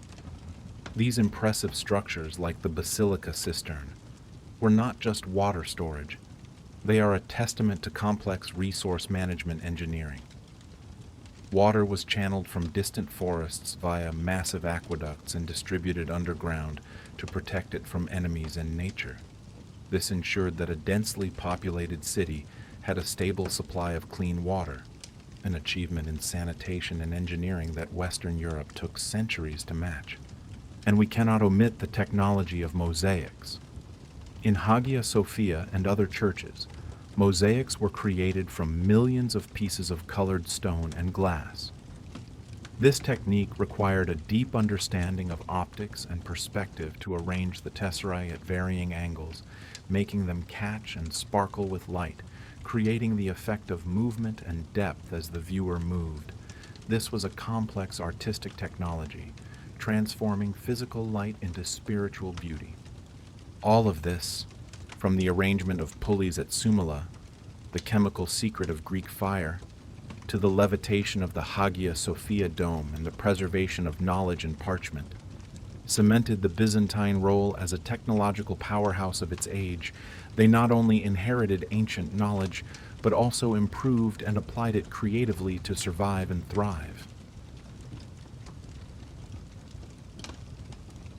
We have traversed a journey through the miraculous technical achievements of the Byzantine Empire. From the soaring rock peaks to the chemical secrets on the high seas, from the luminous beauty of architecture to the resilience of preserved knowledge. The Byzantine technological legacy is not just a series of individual inventions. It is a systematic mindset of engineering, organization, and conservation. They were masters at applying classic mechanical principles to solve their modern problems, creating a civilization capable of weathering the chaos of the Middle Ages. Recall Greek fire. The loss of its formula is a reminder that technology, especially military technology, is often shrouded in irretrievable secrets. When a civilization falls or changes, those secret formulas can vanish forever. The power of this weapon lay not only in its composition, but also in the ability of an entire empire to keep it secret. The meticulous copying of books, seemingly a simple manual task, was the most effective information transmission technology of that era. Thanks to these technologies, not the yet-to-be-invented metal printing press, but ink and parchment, we can still read the works of Plato, Aristotle, and Ptolemy today. The knowledge they preserved provided the foundation for the Renaissance in Western Europe, acting as the Great Bridge, carrying the light of antiquity across the medieval darkness. Just as Sumala Monastery hides on the cliff face, there are still many other ancient technologies awaiting discovery. Every layer of earth excavated, every manuscript deciphered, could reveal evidence of a technical ingenuity we haven't yet considered.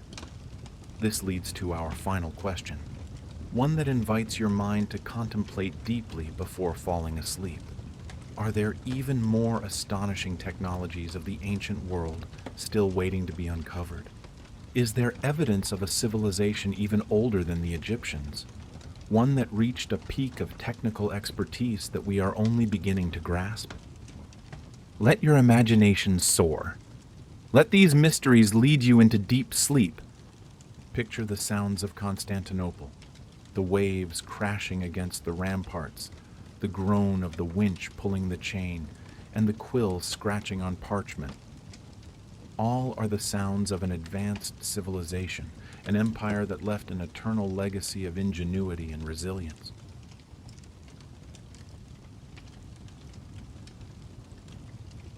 Today we live in a world of architectural marvels driven by incredibly advanced science and technology.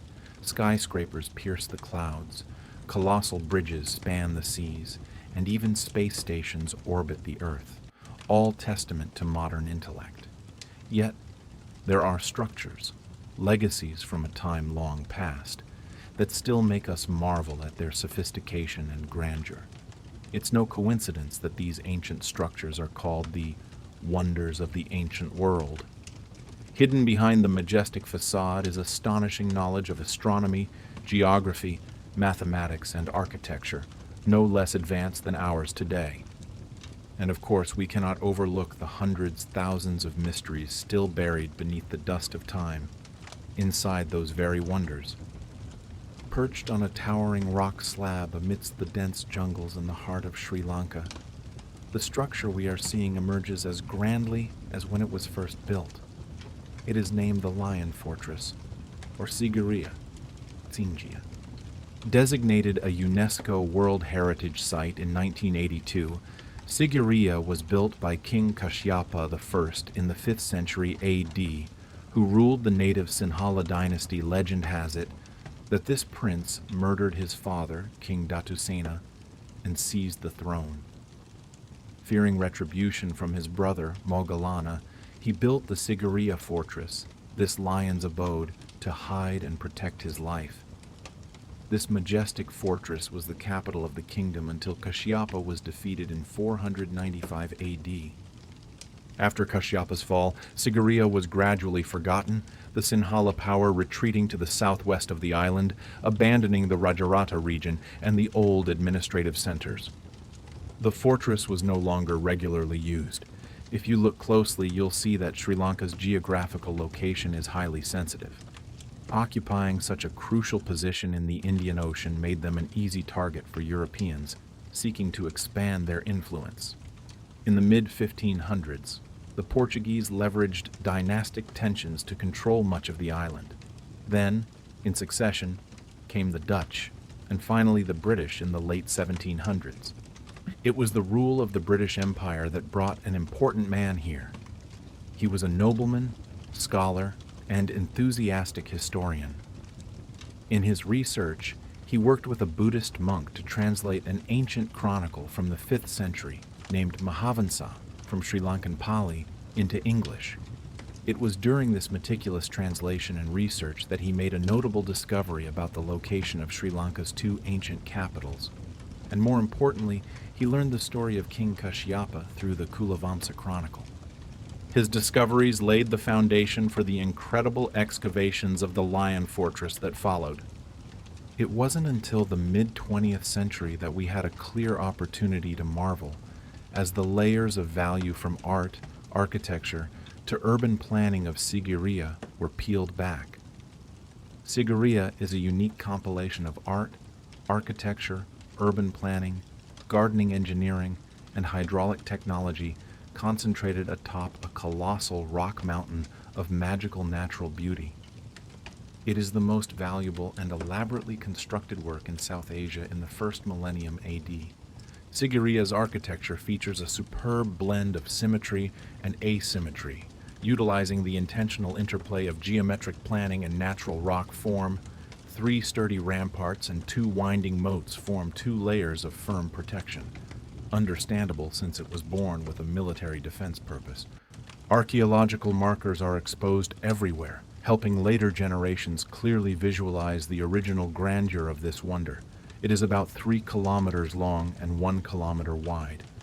The infrastructure is scientifically designed, including colossal reservoirs, water supply and drainage pipe systems, and gardens arranged with beautiful symmetrical proportions. Incredibly, some fountains are still functional during the rainy season, despite being 16 centuries old. But Sigiriya holds more than just architectural value. It also harbors an invaluable treasure of textual art. Climbing a spiral staircase, we reach the famous mirror wall, which preserves exquisite rock frescoes. Considered the largest painting work in the world, the Sigiriya Maidens, with their kui-fi, mesmerizing beauty, are preserved for all posterity with a brushwork similar to the paintings in India's Ajanta caves. About 500 rock frescoes once covered the western face of Sigiriya, but sadly, only 22 remain today. However, The immeasurable historical and artistic value of the Lion Fortress cannot conceal a major mystery about it, a most important, inexplicable mystery. That is, how was this wonder built? Let's look at Sigiriya again in its entirety. Imagine for a moment, and you'll see it as a colossal foie gras slab, over 200 meters high, just cut with an extremely sharp knife. I don't think Mother Nature was generous enough to grant us a rock with a flat top, sufficient to build an entire magnificent fortress like that. If it wasn't natural, how did they carve such a massive rock and create enough space to serve as the foundation for the structures built upon it? Let's move a little closer. We've marveled at the unique architecture, but has anyone realized how much material was needed to erect those structures? That's right. According to statistics, up to 3 million bricks contributed to the construction of the entire complex. So, where did they come from? And how did they get millions of bricks up to a place over 200 meters high like this? Of course, they couldn't set up a brick factory right on the rock, because there are no raw materials there, no clay. The bricks must certainly have been transported up from the ground. Yet, the strangeness is even greater. There is no ancient staircase connecting the ground up to the flat top of the fortress. Today, visitors climb up using metal staircases added in the 20th century. The ancient steps built by the ancients all stop halfway up the rock and absolutely do not lead to the summit. Thus, let alone the materials, the very question of how the first people to lay the foundation for the structure could even get to the top of Sigiriya is a major mystery. Suppose we could miraculously bring all the workers and materials to the top. But how would they survive here during construction? Climbing up and down a place over 200 meters high every day to search for food is not a wise idea, especially after a hard day's labor. Moreover, the surroundings are poisonous jungles and waters, unable to sustain anyone. It doesn't stop there. The structures on Sigiriya required not just bricks, but also a combination of stone, including marble. And do you know what? Marble is not found anywhere nearby. Therefore, the presence of marble here is completely abnormal. They didn't just need to carry it up to a height of 200 meters, but it was also a problem of transporting stone for kilometers from elsewhere. Finally, a detail that astounds us. Excavations show that there are up to 27 large and small water reservoirs surrounding the fortress on the rock. Most prominent are the 7 monolithic freshwater granite reservoirs, the largest in the world, measuring 27 meters long, 20 meters wide, and over 2 meters deep. To create these reservoirs, about 3,500 tons of granite rock were removed from the large slab. You can picture it like using a spoon to scoop out a watermelon. But granite is one of the hardest rocks in the world. Using rudimentary tools like chisels, adzes, picks, and hammers to work on it is tantamount to attacking in vain. If you assume they carved it over many years, that idea is quickly dismissed when looking at the cuts on the reservoir walls. The cuts are highly uniform, clean, like cutting a slice of butter, with no sign of rough chiseling. And after carving the rock, the removed rock had to be transported elsewhere. Even if we grant they were capable of moving tens of tons of rock far away to dispose of, where are they hiding the remaining rock? Existing for thousands of years, the water reservoirs never run dry in the dry season or overflow in the rainy season. All the extraordinary, strange things we've just discussed still lack a satisfactory explanation. Perhaps that's why local people believe Sigiriya was built by Ravana, the greatest ruler of Sri Lanka, who, according to ancient texts, was not human, but belonged to an extraterrestrial species. The Lion Fortress is still called the 8th wonder of the ancient world, but to be officially recognized as a wonder, it would have to overcome another strong contender. We are talking about a wonder even older than the pyramids, an extraordinary architecture hidden in deep crevices and the peach moon mist.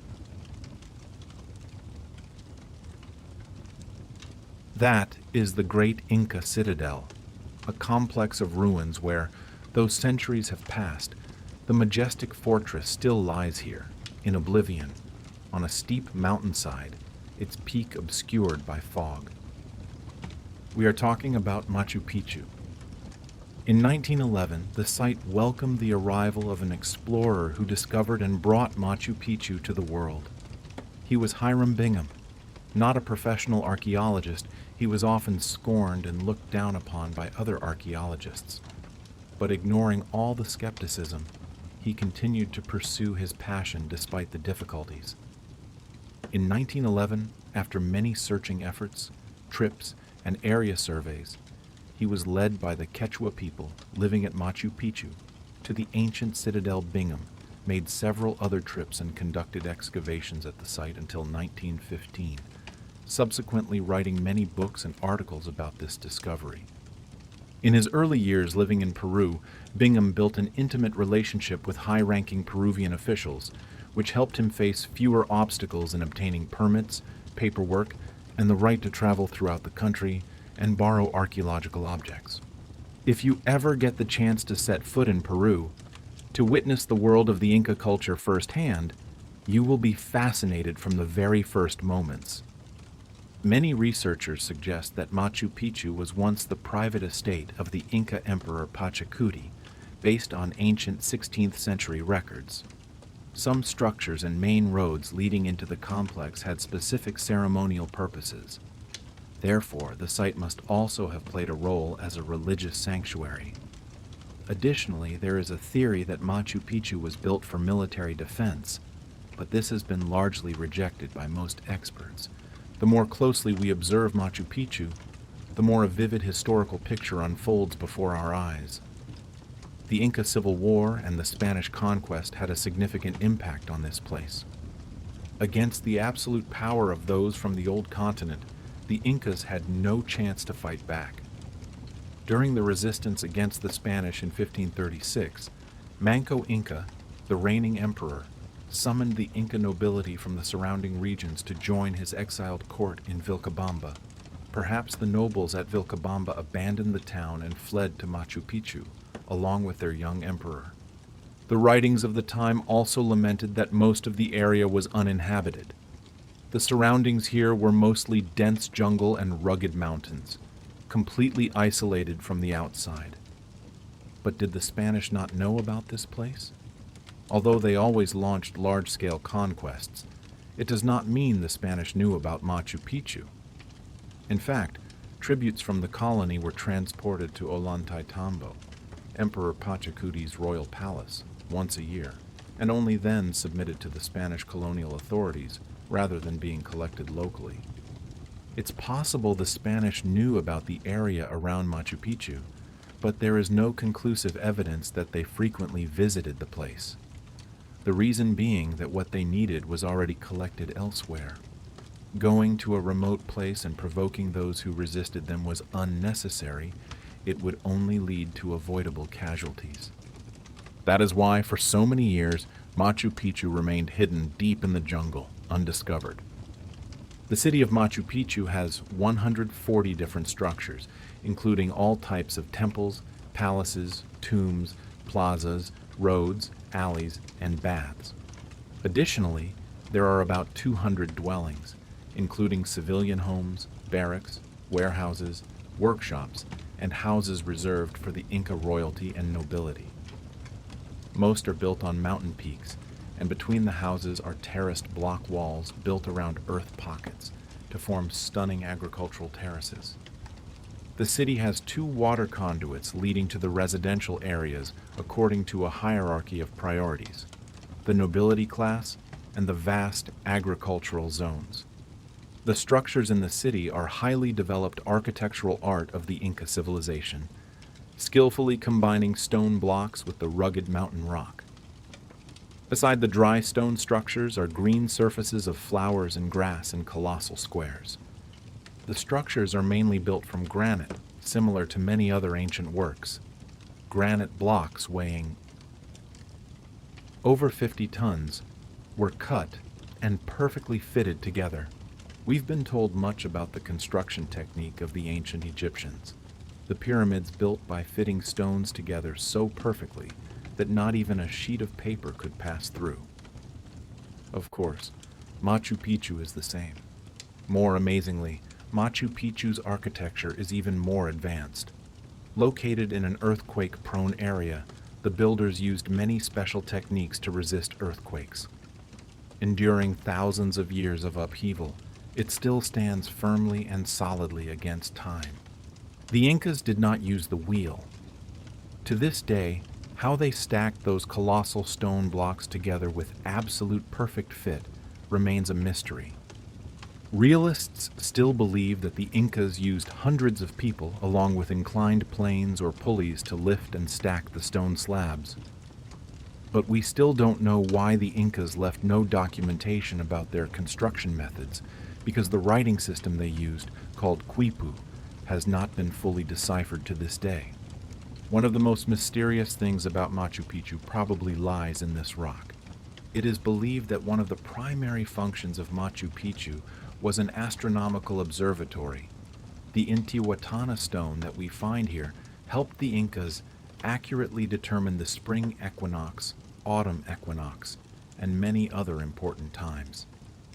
At noon on March 21st and September 21st, the sun is positioned directly overhead of the rock, so you won't see its shadow cast. According to legend, shamans, those with spiritual power or who were chosen, when touching the Intihuatana stone, were immediately transported to another world, connecting with higher living entities. The Incas always considered the Intihuatana stones as supreme sacred objects. Therefore, the Spanish colonizers always destroyed them whenever they found them. If any Intihuatana stone was broken in a burial site, the Incas believed that the gods of that place were dead. No one knows the exact social or religious purpose of Machu Picchu in Inca times, but it remains a miraculous structure.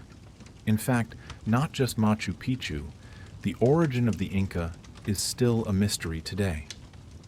In Inca mythology, there are many different legends about their origins. Archaeological research suggests that in the pre-imperial era, the Incas were just a small group of tribes in the central South Peru region. They had several wars with local rivals but never gained dominance. However, around 1438, King Viracocha and his son, Pachacuti, defeated a powerful rival, the Chanca people. From here, the era of the Inca began, eventually unifying rival tribes throughout Cusco. Regardless of their origin, or how they built Machu Picchu, the Incas transformed an ordinary mountain peak into a very special small city. Machu Picchu cannot be seen from below. The city is completely enclosed, surrounded by terraced fields irrigated by natural streams. It seems the Incas used Machu Picchu as a secret ceremonial city, and its value will endure forever, even until modern civilization collapses. Time has buried many great wonders. Sigiriya or Machu Picchu are typical examples of that. And of course, they are not the only forgotten wonders. In China, there is another wonder that deserves to be better known because of the amazement it brings to the world. In Sichuan, China, there is another wonder that deserves to be better known because of the amazement it brings to the world.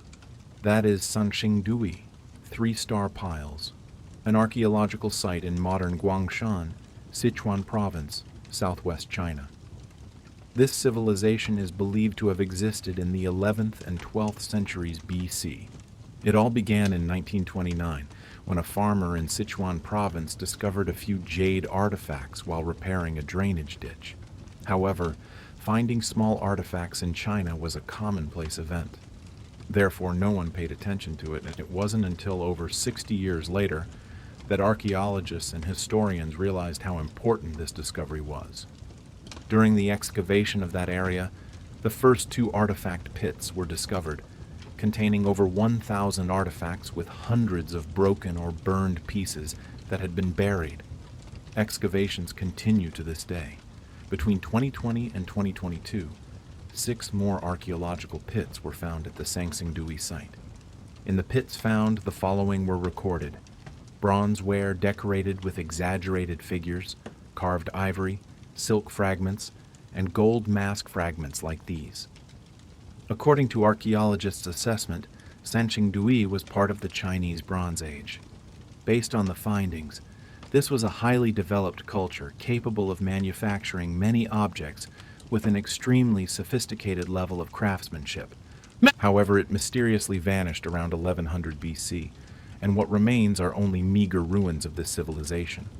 Prominent among the discovered artifacts are the colossal bronze masks with protruding eyes, large ears, and thin lips like these. It's not difficult to see that they are truly special, unlike any other mask found in the region. What are they depicting? Some strange creature? Or a specific character? To this day, we still don't know how these masks were used or their specific purpose. However, based on the burn marks and force, it is highly likely that they were burned or intentionally destroyed before being buried in the pits. This only adds to the mystery of Sanxingdui, because the purpose of burning and destroying these artifacts is still inexplicable. The artistic style of the Sanxingdui bronze artifacts suggests this culture had an amazingly high level of metallurgical engineering. It was distinct and surpassed the technical level anywhere else in the world at that time. The bronze artifacts were not only beautifully and intricately decorated, but the size of some objects was relatively large. Some colossal items, besides the masks, include a massive bronze sculpture found to be a 2.4-meter tall tree with uniquely shaped leaves. Furthermore, we cannot overlook a sculpture about 1.5 meters high, made from 3 individually cast pieces, then welded together. What is surprising is that in a place that gathers so many artifacts with the historical and cultural value of an entire civilization, no human remains or written records have been found related to Sanxingdui. So, what happened to Sanxingdui? And what was the reason they left? One hypothesis that might explain this is, the site may have been devastated by an earthquake. The earthquake could have led to a landslide, blocking the river flow from the mountains and reducing or cutting off Sanxingdui's water source. This might have forced the Sanxingdui people to relocate. Some evidence supports this hypothesis. First is a record from 1099 BC speaking of an earthquake about 400 miles from the site at the capital of the Zhou dynasty. It is possible that Sanxingdui also felt the earthquake. Additionally, there is evidence from geological records supporting the idea that an earthquake occurred in the vicinity about 3,000 years ago.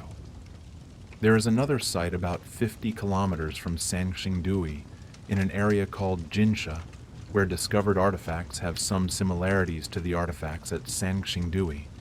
Archaeologists also believe that the earthquake may have forced Sanxingdui to move to Jinsha, where they rebuilt their society. Among all the suggested reasons for Sanxingdui's disappearance that have been explored, the earthquake and relocation to Jinsha are perhaps the most plausible explanations. Although the idea of relocation sounds reasonable, it still does not explain or point to the reason why people discarded, burned, and then buried their belongings in those pits. If they moved to Jinsha, why are the artifacts there not exactly the same as those found at Sanxingdui, but instead only have a few similarities? Perhaps more evidence will come to light as further excavations are completed. Until then, the truths about this civilization will still be considered a mystery to modern humanity. We cannot know what the ancient world had to go through before it became what it is today. Every day, the more we try to discover, the more astonishing things we find. The rare remnants of ancient civilizations are clear evidence of their level and development that surpassed what we still think. We have embarked on a journey through the hazy layers of time, crossing dense jungles and solitary mountain peaks. From the lion fortress Sigiriya, towering on its impregnable granite slab, where millions of years-old bricks and clean-cut, butter-like incisions defy construction logic, to the sanctuary Machu Picchu hidden amidst the thousand mists of the Andes, with 50-ton blocks perfectly interlocked, resisting every terrifying earthquake. Then we paused at the three-star pile's Sanxingdui, witnessing strange, protruding-eyed bronze masks, the remaining traces of a flourishing metallurgical civilization that suddenly burned and buried its own legacy before vanishing. 3 structures, 3 different civilizations, but they tell a common story: the grandeur of ancient intellect and the mystery of oblivion. What troubles us is not their age, but the level of technology that we did not expect. How did people without the wheel move and install colossal stones at Machu Picchu? How were millions of locally unavailable bricks and marble brought to the top of Sigiriya without any staircase leading up? And how did a civilization at Sanxingdui achieve a metallurgical level superior to anywhere else in the world at that time? We, the people of the 21st century, proud of our modern material technology and machinery, still have to bow before the creative geniuses who have slept for thousands of years. Perhaps knowledge is not just the linear evolution we think it is.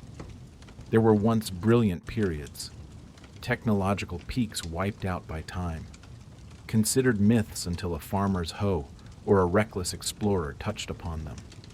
The death of these wonders was not a collapse, but a silent departure. At Machu Picchu, the Incas tried to preserve memory through the quipu system, knotted cords that we cannot yet decipher. At Sanxingdui, they buried sacred objects, an act more ceremonial than random destruction, as if they were sending a final message to posterity without language. And at Sigiriya, the story of the martyred king and the avenging brother ended its dynasty, leaving a sturdy fortress to be swallowed by the green jungle, forgotten by its own indigenous people for hundreds of years. These sites, born to resist enemies, resist earthquakes, resist the erosion of rain and wind, ultimately could not resist the 2 greatest forces of the universe: time and oblivion. Look at the green terraces of the Inca, which once sustained a mighty empire. Look at the traces of the beautiful pools and ornamental gardens on the top of Sigiriya, which was once the abode of a cruel king. All have returned to a wild state. We might ask ourselves, in another 1,000 years, what will remain of our world? Will our steel and glass skyscrapers stand firm through major earthquakes like the Inca architecture? Will the massive digital data we are creating be easier to decipher than the quipu system? The forgotten wonders are a profound reminder that, no matter what peak they reach, every civilization is just a small wave on the endless river of history. Every wave breaks and leaves glittering pebbles on the sand. Our job today is to pick up those pebbles, try to understand the hands that created them, and bring their stories back to light. In these moments of stillness, let your mind continue to wander through the ancient stone sanctuaries, listening to the wind whisper the tales of the departed kings and artisans.